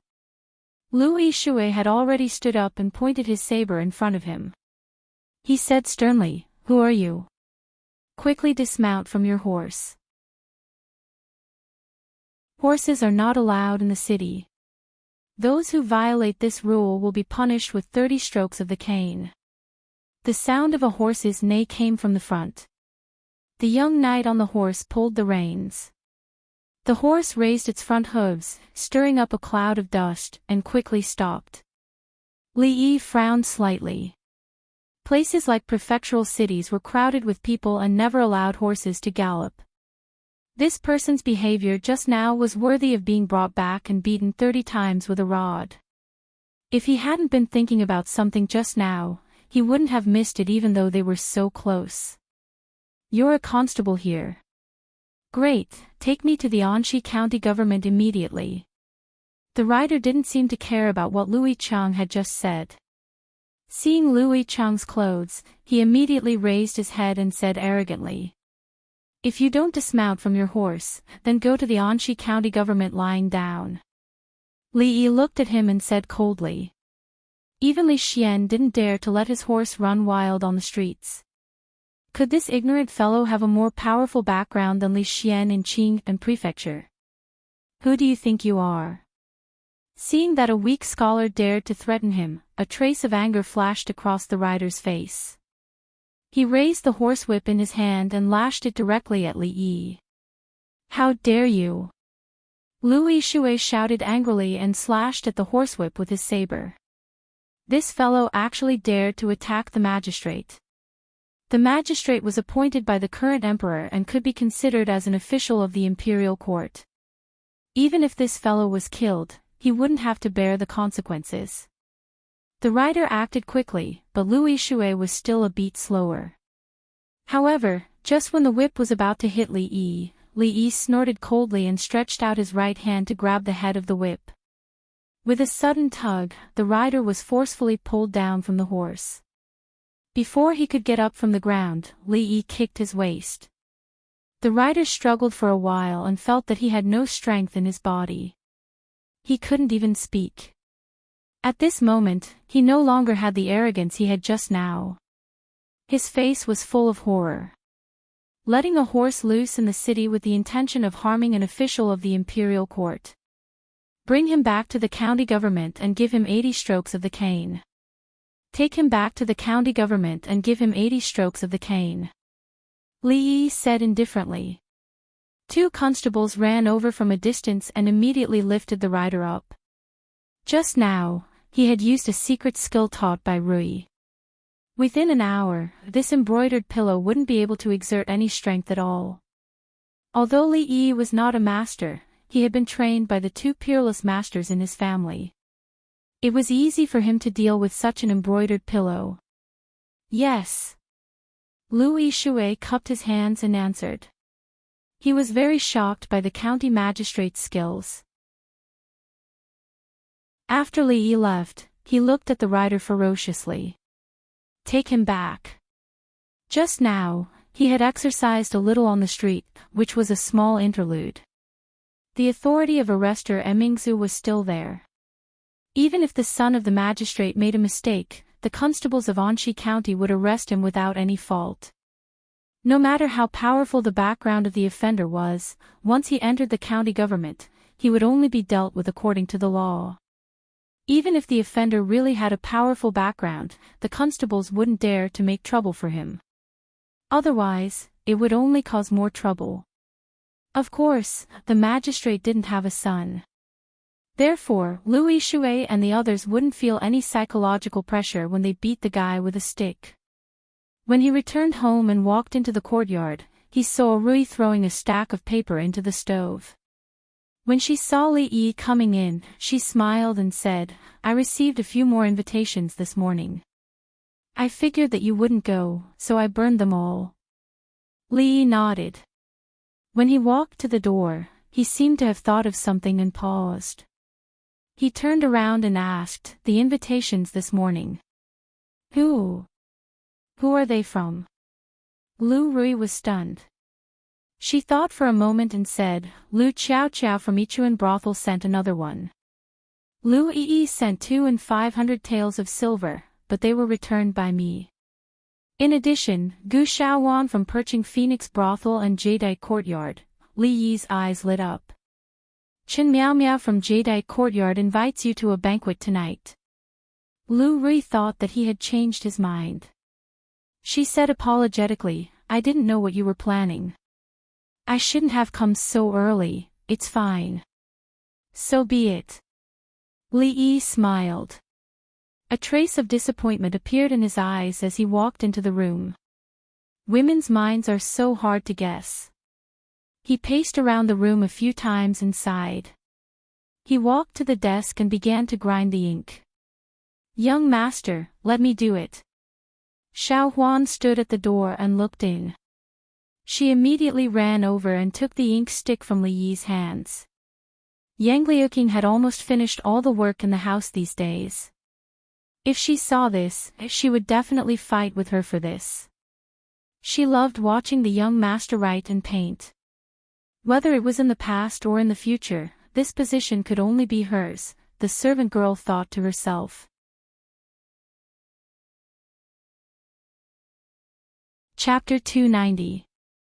In the government office of Anshi County, the bailiffs watched the cane falling on the buttocks of the young knight with a strange look in their eyes. Half of the 80 strikes had been done. Besides twitching unconsciously because of the pain, the knight didn't make any sound from the beginning to the end.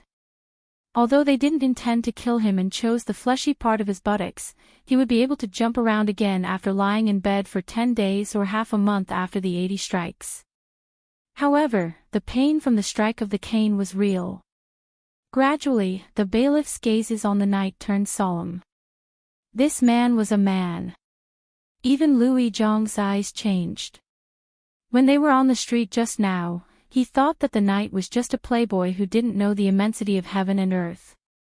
He didn't expect that the knight was also a tough man. Let me do it. In order to show enough respect for this man, Lu Yizhong decided to do it himself. He walked over and took the cane from a bailiff. He's a good man. With a sigh of admiration, he raised the stick high and then brought it down. Ah! A heart-wrenching sound suddenly sounded. The knight found that he could finally make a sound, and his body seemed to have regained its freedom. Snot mixed with tears rolled down from his face, and he screamed like a pig being slaughtered. The admiration on the bailiff's faces froze. Continue. Lu Yizhong was annoyed. He thought that the knight was a tough man, but he didn't expect that the knight was also a coward. He waved his hand and said, "The Lord said 80 strikes, so it can only be 80 strikes. No more or less." Whoosh! More than 10 people rushed into the hall. When the first person saw the young knight lying on the bench, he changed his face and said, "Stop." County Magistrate Lu came in with an old man and asked with a frown, "What's going on?" Lu Yizhong cupped his hands and said, "Your Excellency, this man rode his horse recklessly on the street and tried to attack the county magistrate. According to the law, he should be beaten 80 times. He has already been beaten 60 times. Rode his horse on the street and attacked County Magistrate Li."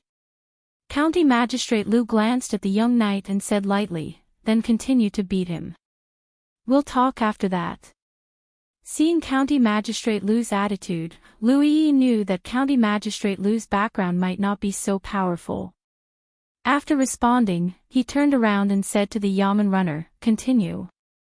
The man who looked like a guard was about to speak, but the old man beside County Magistrate Lu waved his hand and said, "Since he has made a mistake, he should be punished." Then, he looked at County Magistrate Lu and said with a smile, "About the matter I just mentioned, Registrar Zheng is not here." "Lu Yi, take this old man to the household," County Magistrate Lu said. "Thank you, Lord Lu." The old man cupped his hands and said. Lu Yi nodded. Half of the people that the old man brought stayed here while the other half followed Lu Yi to the house. The household register was where the household register was kept. When they reached the door, Lu Yizhong turned around and said, "Only 2 people can enter. The rest of you can wait outside. Li Zheng, come in with me, the others wait outside." The old man smiled, pointed to the man in the lead, and walked in with him. Lu Yi stood outside. Naturally, there were scribes inside to greet them. Looking at the travel-worn people standing in the yard, he felt bored and habitually used the reasoning method that the county magistrate taught him to reason. These people seemed to have traveled for a long time and were definitely not from Qing and prefecture. They were arrogant and dared to be so arrogant in the prefectural city, so they definitely did not come from a small place. Most likely, they came from the capital. Combined with County Magistrate Lu's attitude, this possibility immediately increased to 80%. Beside the desk, the little servant girl was slowly grinding ink, but her eyes were staring at Li Yi's hand. She watched as small square characters appeared on the white paper. Although the son-in-law had taught her to read a long time ago, she could only recognize a few words on the paper, such as beauty and under the moonlight. However, it did not matter if she did not recognize them. Looking at those beautiful words appearing on the paper made her feel inexplicably comfortable. Li Bai did not have time to be born, this should not be a problem. Chao Chao actually had 3 sons, but none of them were called Chao Ji or Chao Pai. This song is so famous, but I don't have any impression of it, so there is no more. After writing for a while, Li Yi would stop and murmur a few words. In his mind, information about this world kept flashing by. After filtering, he started writing again. Xiao Huan looked strangely at the son-in-law who was talking to himself. After grinding the ink, she saw the son-in-law hammering his shoulder. She immediately ran behind him, stretched out her small hand, and gently pinched it. After pinching for a while, her wrist was a little sore, so she moved a small chair and sat opposite Li Yi. She placed her hands on the table and propped her head up. She tilted her head and blinked her big eyes.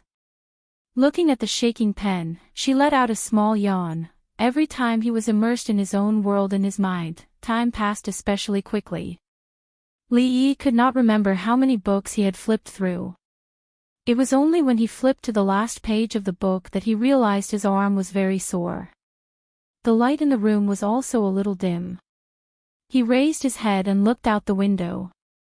The sun was about to set below the mountains in the west. He put down the brush and rubbed his shoulder, waiting for the ink on the last page to completely dry. The little servant girl had fallen asleep in front of him. One side of her pretty face was pillowed on her arm. There was still a trace of crystal at the corner of her mouth. The afterglow of the setting sun shone in through the window, causing her entire person to be immersed in the halo. He got up to take a piece of clothing and gently draped it over her body. When he walked out of the room, Sister Rui was sitting in the courtyard and talking in a low voice. Seeing Li Yi walk out, Rui stood up and said, "I saw that husband was engrossed in writing, so I did not disturb you. Dinner is ready. Husband, go wash your hands first." Li Yi nodded and was about to wash his hands when Fang walked in from outside. He looked at him and then at Rui. After hesitating for a moment, he said, "Son-in-law, there is a young lady outside the house who has been standing at the door for a while. She seems to be looking for you. I'll go out and take a look first." Li Yi said to Rui and walked out the door. These days, there were indeed many people looking for him. Without exception, they were all the personal maids and attendants of so-and-so young ladies. Although he did not intend to accept the invitation, it was not very polite to let them wait there. Before he walked out of the house, he saw a young lady wearing a green dress pacing back and forth outside the door. Li Yi paused for a moment, then turned and walked back. The young lady kept pacing outside the door, not deciding whether to go find that person or not. She had come out behind the young lady's back. What if the young lady knew that she had come to find him and was unhappy? But if she did not go find him, how would she solve the young lady's problem? While she was hesitating, she saw that person walking outside. Just as she was about to summon her courage, she saw that after seeing her, he actually ran back. It was obvious that he was avoiding her. She pouted and pointed at his back, feeling wrong to the point of tears. Bad person. Lecher. Heartless. Tears welled up in her eyes, but they did not fall. The young lady endured the grievances in her heart and vented all of her resentment on the small tree by the wall. "What are you doing?" A confused voice came from the door. The young lady suddenly turned her head and saw that the bad person was standing at the door, looking at her with a surprised expression. "This is for you." Li Yi did not intend to ask about the grudge between the young lady and the tree. He walked over and handed her a thin book in his hand. The young lady's leg was in the air, and there were still tears in her eyes. She stared at Li Yi in a daze, momentarily forgetting to reach out to take the book. In the Anxi County government, Lu Yi leaned against the door of the household office with a tree branch in his mouth. He looked into the room again in confusion. What was that old man looking for in there? He was so old, yet he was kneeling and crying inside. The scribe of the household office was scared silly.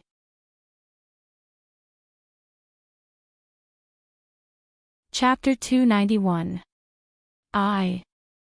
I snuck out on my own. Don't tell our young miss. The girl named Xiao Chui trotted away. Seeing her back disappear at the end of the alley, the words she said before she left rang in Li Yi's ears again. This woman, what the hell is she doing?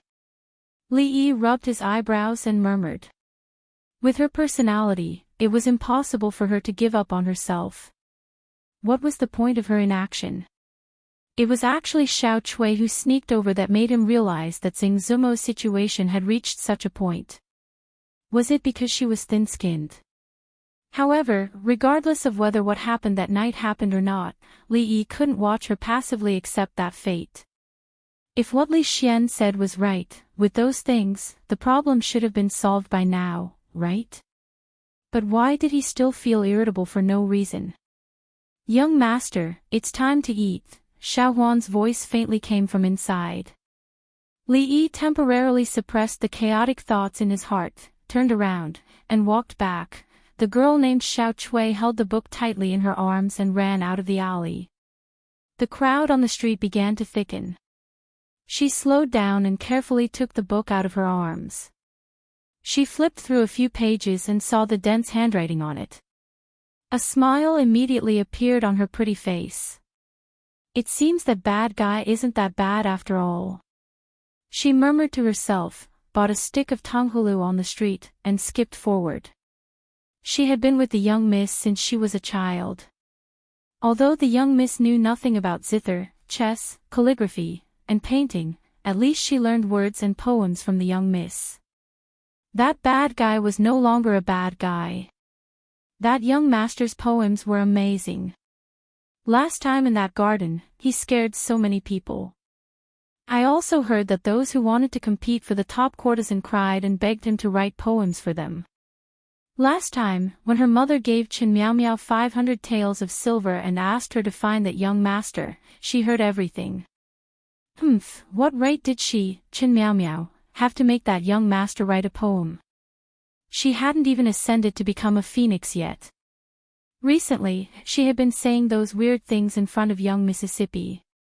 If it wasn't for young Miss stopping her, she would have torn her mouth apart. Wasn't it just because her mother wanted to make her a top courtesan? She wasn't as pretty as Miss, and her talent was far from Mrs. More importantly, had she ever let that young master see her body? You can't compare to Miss in anything, and you still want to be the courtesan queen. Dream on. There were also those people who begged him to write poems, but they couldn't. She hadn't even opened her mouth today, but she had already gotten what they dreamed of. It could be seen that the young master still cared about her miss. Thinking of this, Xiao Chui's heart was even happier. She sneaked into the jade courtyard from the back door. Miss had just gone out to look for Sister Ruoqing, so she had a chance to sneak out. She gently pushed the door open and heard a familiar voice. Xiao Chui, where did you go? She hurriedly hid the things in her arms. If Miss found out, she would definitely ask her to return them. She grinned, revealing 2 rows of white teeth, and said, Miss, I just went out to buy 2 skewers of candied haws. I'll give you one. The sky was already completely dark. Finally, there was movement from inside. Lu Yizhong spat out the dried twig in his mouth and saw the old man and the young man walking out of the house. Sorry for the trouble. The old man cupped his hands and said. Old man, did you find what you wanted? Lu Yizhong asked curiously. Lu Yizhong guessed that seeing how sad the old man was, he must have found what he wanted. Moreover, the result didn't seem to be very satisfactory. The old man didn't directly answer. Instead, he smiled and asked, Dare I ask this constable, is all the household registration of this county in here? Is there any missing? I can't say that all the household registration is here, but there shouldn't be much difference. Lu Yizhong replied. Some time ago, he had brought his brothers to check the population of each village. Except for those who hid in the mountains, the household registration of each village would be the same as the number of people. There shouldn't be any difference. Thank you. The old man smiled kindly. He pointed at the young man who was beaten today and was being supported by 2 guards. He said to Lu Yizhong, I didn't discipline my subordinates well. He has just arrived at your mansion and has already made such a big mistake. I don't know. Lu Yizhong waved his hand and said, Since you have already punished him, you can take him away. Just remember not to ride the horse in the town. County Magistrate Lu obviously didn't want to have a deep grudge with these people. He had specially told Lu Yizhong these things during the day. He believed that the county lieutenant wouldn't say anything. Seeing this group of people leaving the county government, Lu Yizhong stretched his body. It was time for him to go out and patrol. Otherwise, his subordinates would definitely take the opportunity to be lazy. He stretched his back and felt a little less tired. Fortunately, there were only a few days left before the upper era. After the upper era, there would be a curfew in the town again. He wouldn't have to suffer at night anymore. Uncle Lee, are we going to the village now? The old man walked out of the county government with more than 10 guards. The man called Li Jing turned his head and asked. The old man called Uncle Li looked up at the sky and said, "Let's find an inn to stay in first. We'll talk about it tomorrow morning." He turned his head and looked at the tall gate of the county government again. His face showed a strong sadness that couldn't be melted. Early the next morning, a group of people led horses out of the town. More than 10 guards quickly got on the horses. One horse pulled the carriage and galloped in a certain direction. An hour later, a group of strange guests came to the Li family village. It was strange, but it was because these people were all riding tall horses, and they looked travel-worn, as if they had traveled for a long time. Outsiders came to this remote and desolate place, and most of them were poor relatives of some family in the village. When had there ever been such a scene? What brings you to the Li family village? Seeing these people get off the horses, the old man of the Li family village walked over and asked with cupped hands. He secretly winked at the Dazhuang brothers who were not far away. When they didn't know the purpose of these outsiders, it was always good to be vigilant. "Old brother, this is the Li family village, right?" Looking at the kind old man in front of him, who didn't seem to be looking for trouble, the village head was slightly relieved and said, "This is the Li family village." "Old brother, do you know Li Minghan?" "Li Minghan. So they are here to find someone." The village head murmured this name. He had some impression of this name, but he couldn't think of it at the moment. The people in the village were all uneducated boorish people. Their names were De Zhuang, Zhuang, Go, San Pao, and so on. Li Minghan, such an elegant name, didn't seem like something the villagers could come up with. At this moment, another old villager murmured, "Li Minghan, is this the name of Li Xiuzai?" The village head slapped his forehead and suddenly realized something. How could I forget about Li Xiuzai? He turned his head to look at the old man and said, "Yes, there was such a person in the village. He moved here with his wife 20 years ago and later settled down in the village. He was the only Xiuzai in the village, but he has been dead for many years." "Is he the one you are looking for, 20 years ago?" Yes. Hearing the village head's description, 2 lines of turbid old tears fell from the old man's eyes. He choked and said, "Young master, I'm late."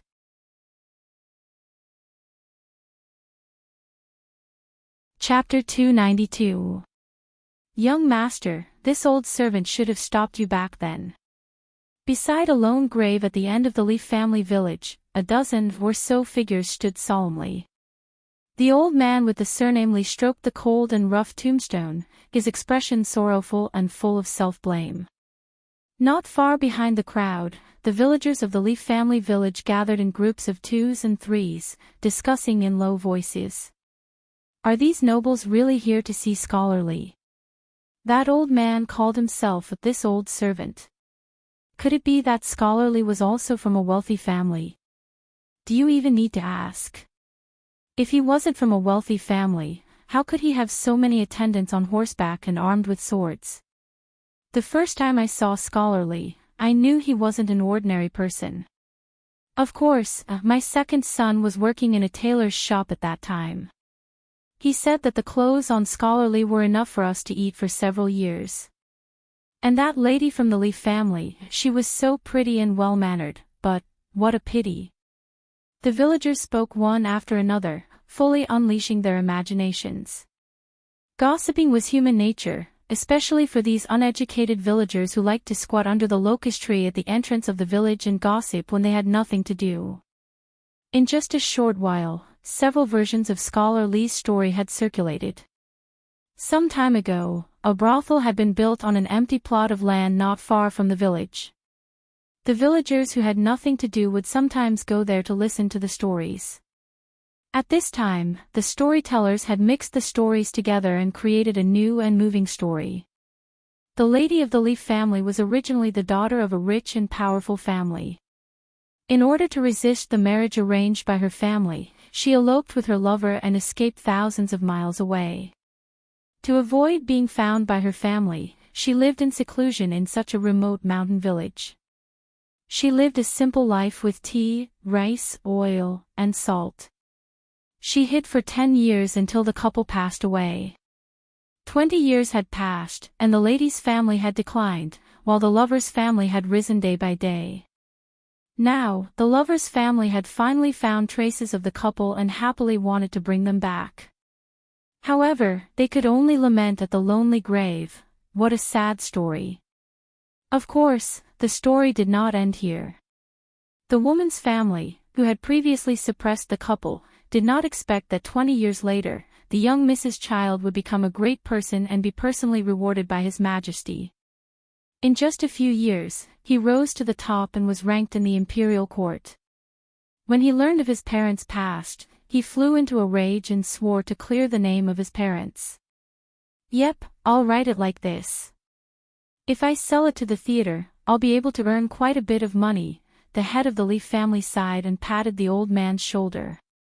The world is unpredictable. My condolences, old brother. Suppressing the images that appeared in his memory once again, the old man wiped away his tears with his sleeves and looked at the village head with a smile. Old brother, can you tell me about what happened to him during these years? Of course, that's not a problem. The village head nodded and stroked the beard on his chin. A look of reminiscence appeared on his old face as he slowly said, "This matter, we have to start from 20 years ago. When I first saw them, I knew that they were not ordinary people. I'm afraid that they came from some incredible place. At first, they didn't know how to do farm work. In the end, my son couldn't stand it anymore and went to help." As the village head spoke, the bitterness on the old man's face deepened.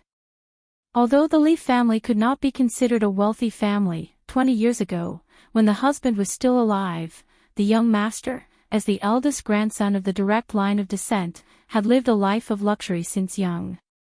When had he ever suffered like this? One could imagine what kind of life he had led all these years. The wife of the Leaf family passed away early. Scholarly raised the child by himself until he was over 10 years old before he passed away. That child is very promising, child. The old man grabbed the village head's arm and asked excitedly, "Young master has a child?"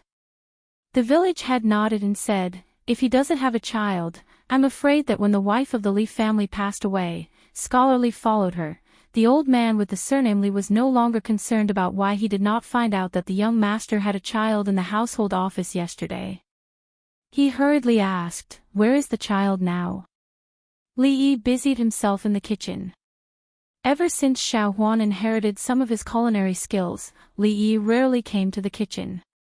Eggs, sugar, milk. Li Yi used chopsticks to stir in a large bowl while Xiao Huan helped him.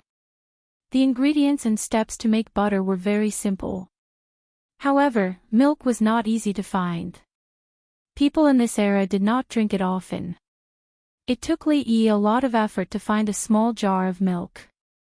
Without light butter, he could only settle for the next best thing. After tasting it with chopsticks, he found that it was sweet.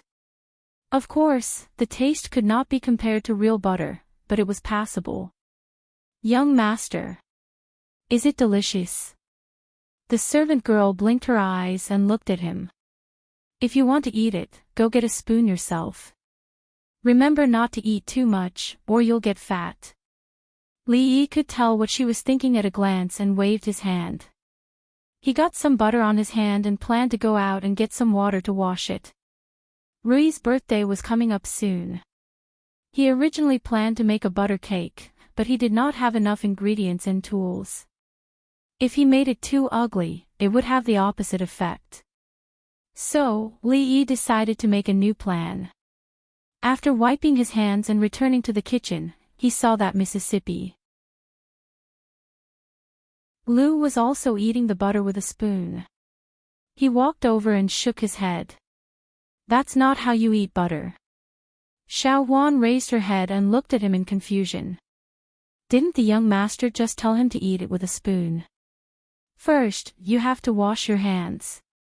Li Yi raised his hands and scooped a spoonful of butter into his palm. He shook it in front of Mississippi Lu. Under her confused and curious gaze, he quickly smeared the butter on her pretty face. Because they were too close, Mississippi Lu was waiting for Li Yi to tell her how to eat it. Before she could react, Li Yi's figure had already disappeared from the kitchen. This is the correct way to use butter. Bang! An arrogant laughter came from outside the door. Mississippi Lu's beautiful eyes were full of anger. She bent 2 fingers slightly and the wooden spoon broke into 2 halves in her hand. Second miss, your face. Xiao Huan looked at her and laughed. After Lu Rui glared at her, she immediately covered her mouth and smiled from her eyes. Li Yi walked out of the yard in a happy mood. Considering her face, Mississippi Lu would definitely wash her face before coming out. At that time, he might have almost reached the county government office. Life should be fun like this. Occasionally, it was a good thing to let Mississippi Lu, who only knew how to make trouble for him, suffer. Humming a light tune, he couldn't help but be stunned when he walked out of the door. Uncle Li, why are you here? Li Yi looked at the Li family's villagers standing at the door and asked in confusion. Your Excellency, why did you move here? If it weren't for Arrestor Lu, I wouldn't have found this place.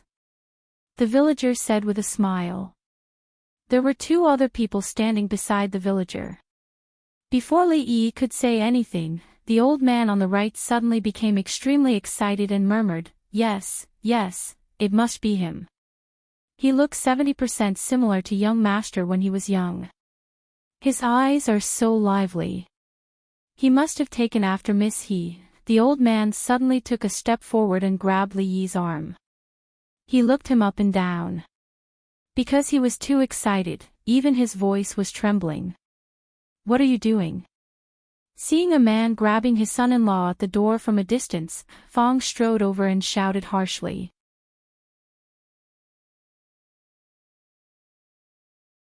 Chapter 293.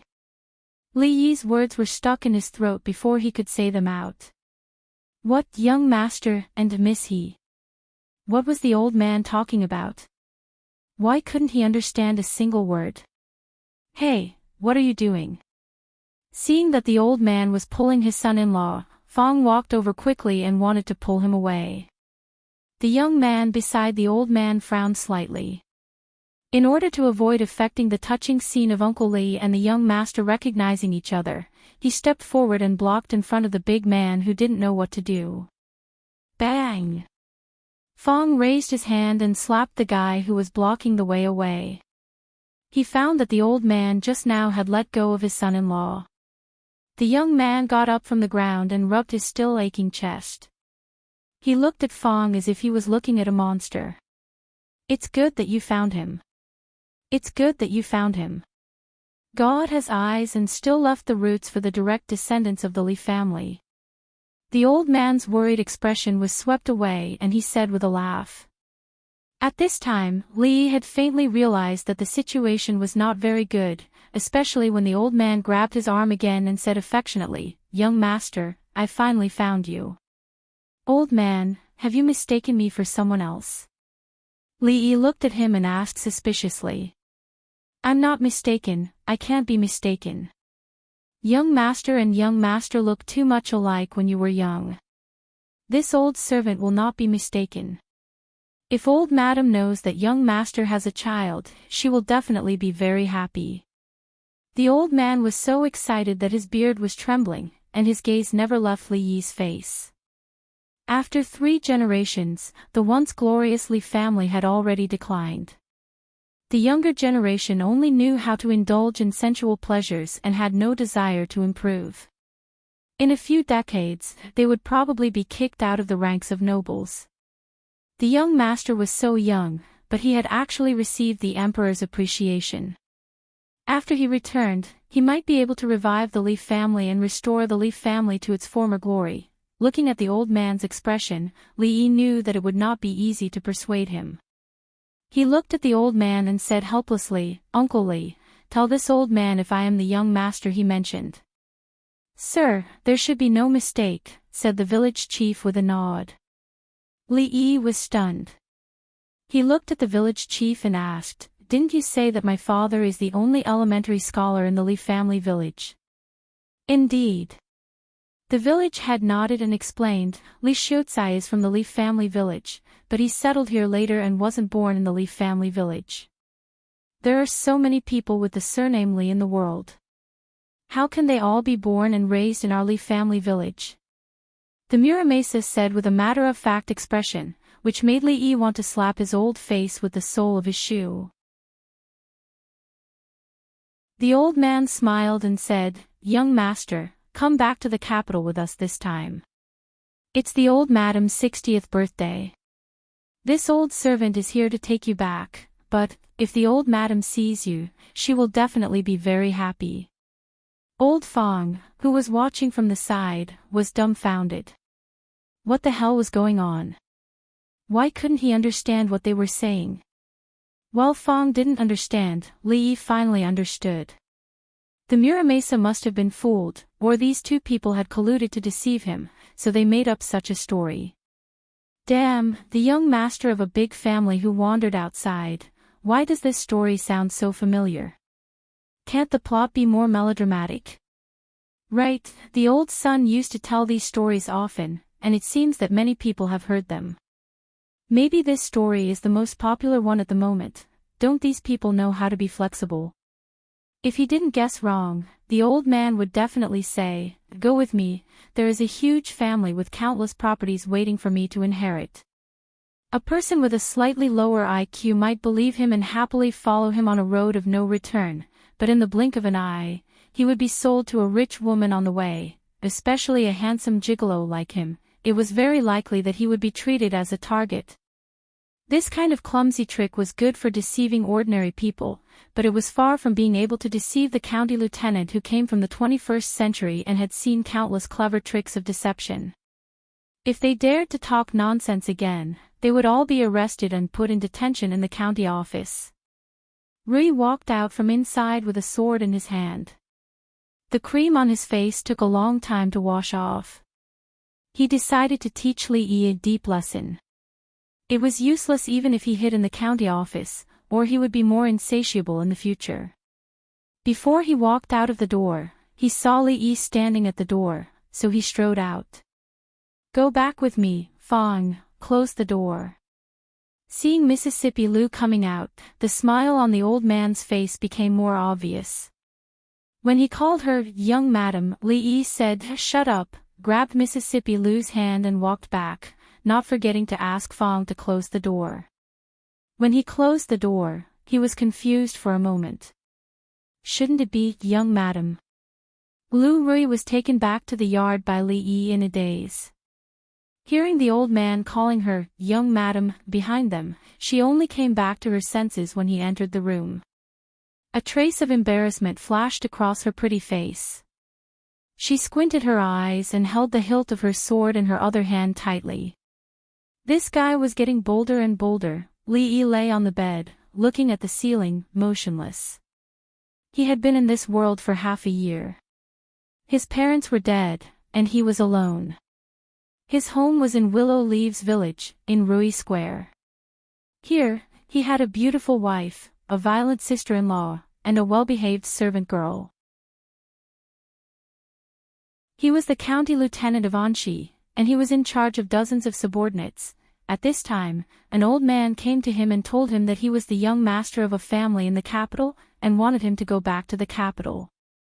It was said that life was like a drama, but it shouldn't be the same, right? Wouldn't it be better to live a peaceful life here? If he was a county lieutenant, then so be it. It was necessary to have such a protective umbrella. Practicing martial arts, watching dramas, listening to songs in the Jade's courtyard, teasing the servant girl at home, teasing Rui, and doing some sneaky things in bed at night, he could live like this for the rest of his life. Go to the capital. Whoever wanted to go could go. He was very determined, but an inexplicable feeling of irritation became clearer, as if there was a voice in his mind, "Go and see." Go and see, that is your home. This voice came from the deepest part of his body, and he could hear it clearly even if he covered his ears. As if he realized something, Li Yi suddenly stood up from the bed and stared at his hands, shouting, "Is it you? Is it you?" He suddenly felt dizzy, and his heart palpitated like never before. In the courtyard, Rui's sword chi was sharp, and in the room, Li Yi seemed to have gone crazy. Rui stood at the door, and a trace of doubt appeared on her pretty face. She couldn't help but think, did the two of them quarrel? Although there would often be small fights, it had never been this serious. "Husband, what's wrong?" She strode over and supported Li Yi, asking with concern. Li Yi's eyes were red, and he felt as if there was a stone pressing on his chest. He panted heavily. It was the first time she saw him show such emotions. Even when he was angry with her last time, he was still abnormally calm. She didn't know how to comfort him, so she could only hold his hand tightly and said, "I don't know what happened, but husband said that no matter what we encounter, as long as we face it together, we will definitely be able to solve it, right?" Feeling the strength from her hand, Li Yi's breathing gradually calmed down, and his eyes became clear again. He took a deep breath and hugged her in his arms, saying softly, "That's right, there is nothing that can't be solved. Wait here for a while, I will be back soon." Patting her on the shoulder, he strode outside. Melodramatic plot. As he stepped out of the courtyard, he cursed in his heart.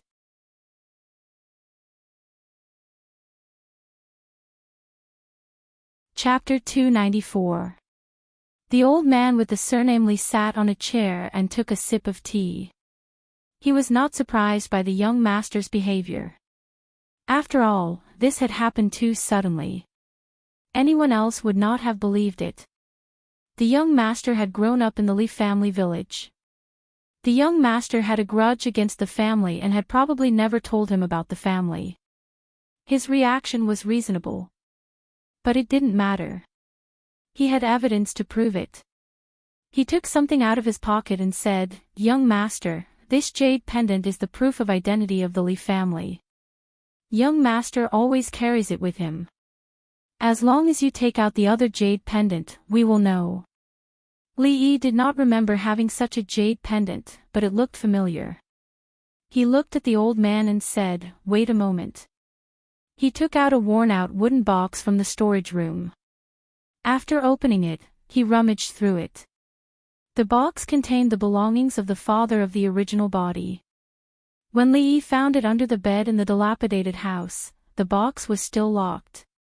If there really was something inside, it must be very important since the original owner of the body did not want to sell it under such difficult circumstances. There were not many things in the box.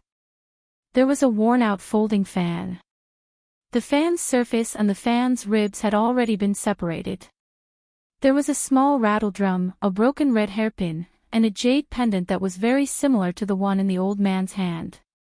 When Li Yi took out the jade pendant, the old man immediately walked over and said excitedly, "It's this one, it's this one." He put the two jade pendants together. The cross-sections were completely matched, forming a picture of a Pisces. Pisces spitting pearls. This is the Pisces spitting pearls. The old man pointed at the two jade pendants and said, "Young master, you should believe me this time, right? I'm afraid this matter is 99% true." The old man sighed and said, "Sir, you may not remember, but when you were young and saw other relatives walking around during the festival, you would ask them where they were. When Li Xiuzai was pressed, he would punish you to memorize books outside the door. When Sir was 7 years old, it snowed really heavily. I still remember that it was New Year's Day. I heard Li Xiuzai shouting from next door, 'You don't have a grandfather, and you don't have any other relatives.' That day, Master stood in the courtyard for half the night. The next day, he had a high fever and did not wake up. Li Xiuzai carried you everywhere to find a doctor. He copied books for all the wealthy families in the city for a whole month before he could pay for the medicine he borrowed. From then on, Master never asked about his relatives again. Li Yi had no memory of the past. After hearing the village chief's words, he finally understood why his heart palpitations and irritation had come. A child's nearly 20 years of obsession had seeped deeply into his body even though his soul had died. Li Yi rubbed his head. In the end, he still did not have complete control over this body. He could feel the desire that came from his bones. He longed to return to his ancestral home and to see his other relatives in this world. They were probably the only relatives he had left. In the room next door, Lu Rui stared at the wall across from her. She had a surprised and complicated expression on her face. Lu Rui sat on a stone bench in the courtyard and occasionally turned her head to look into the room. Her beautiful eyes were shining, and no one knew what she was thinking about. The young maidservant pressed her body tightly against the door, trying hard to hear what her son-in-law was saying to the unfamiliar grandfather in the room, but she could not hear it clearly. Her little face was full of annoyance. The old man with the surname Li sighed and said, "Young master, this time, please come back with me." Young master ran away from home that year, and old madam has been sad ever since. Her health has been deteriorating day by day. If she can see young master, she will definitely get better. Li Yi did not answer his question. He composed himself and raised his head to look at the old man. He slowly opened his mouth and asked, My father and mother, what happened that year? Why did they leave? Why did you only think of coming to find them now? This matter, it's a long story." Even if Li Yi did not ask, the old man would have told him the truth. He let out a long sigh and a look of reminiscence appeared on his face. Although my Li family cannot be considered a rich and powerful family, it is still a noble family.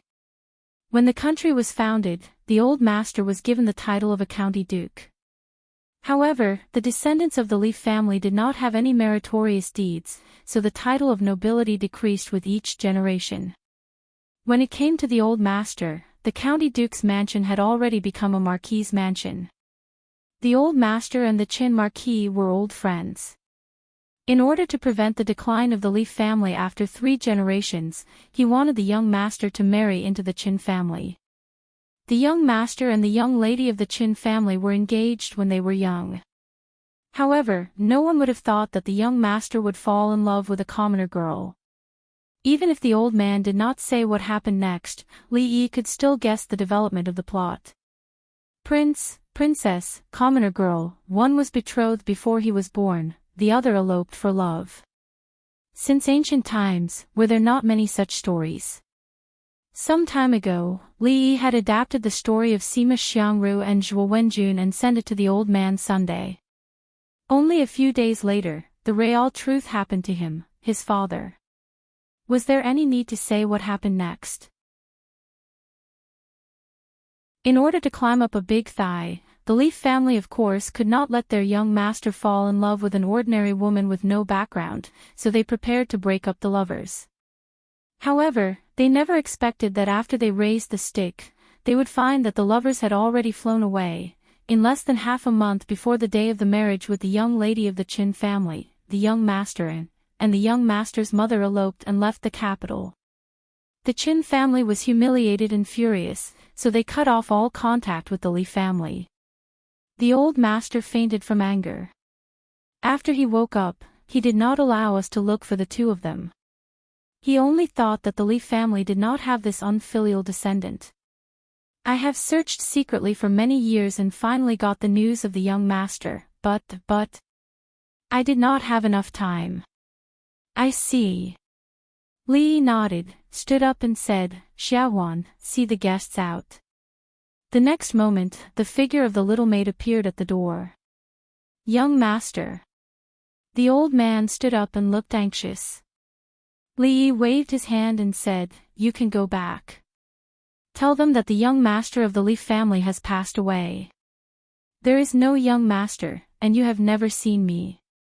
Seeing him striding out, the old man was about to chase after him, but the Muramesa pulled his arm. I watched this child grow up. You owe him too much. Give him some time. At this moment, the Muramasa was like a wise man.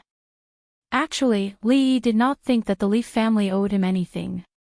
Even if they owed something, they owed it to his two parents that he had never met.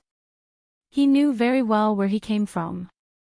The identity of the original owner of his body could not be said to have nothing to do with him, but really, it was not that important. The problem was that he could not get rid of the influence of the obsession in his body. He did not know if it was an illusion or if it was because of some unknown reason. He needed time to think about it. The old man with the surname Li walked to the door and cupped his hands at the two women in the courtyard.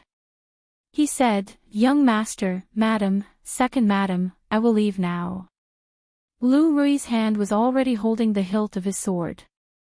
Rui patted his hand lightly before putting it down. "Madam, second madam, goodbye." The young man called Li Jing cupped his hands and turned to leave. "Get lost." The old man with the surname Li and the Muramasa had just walked out of the courtyard when they saw a figure fly out from inside. You're tuning in to the Journey of the Soul YouTube channel. Don't forget to subscribe and join us on this journey to catch the most captivating stories.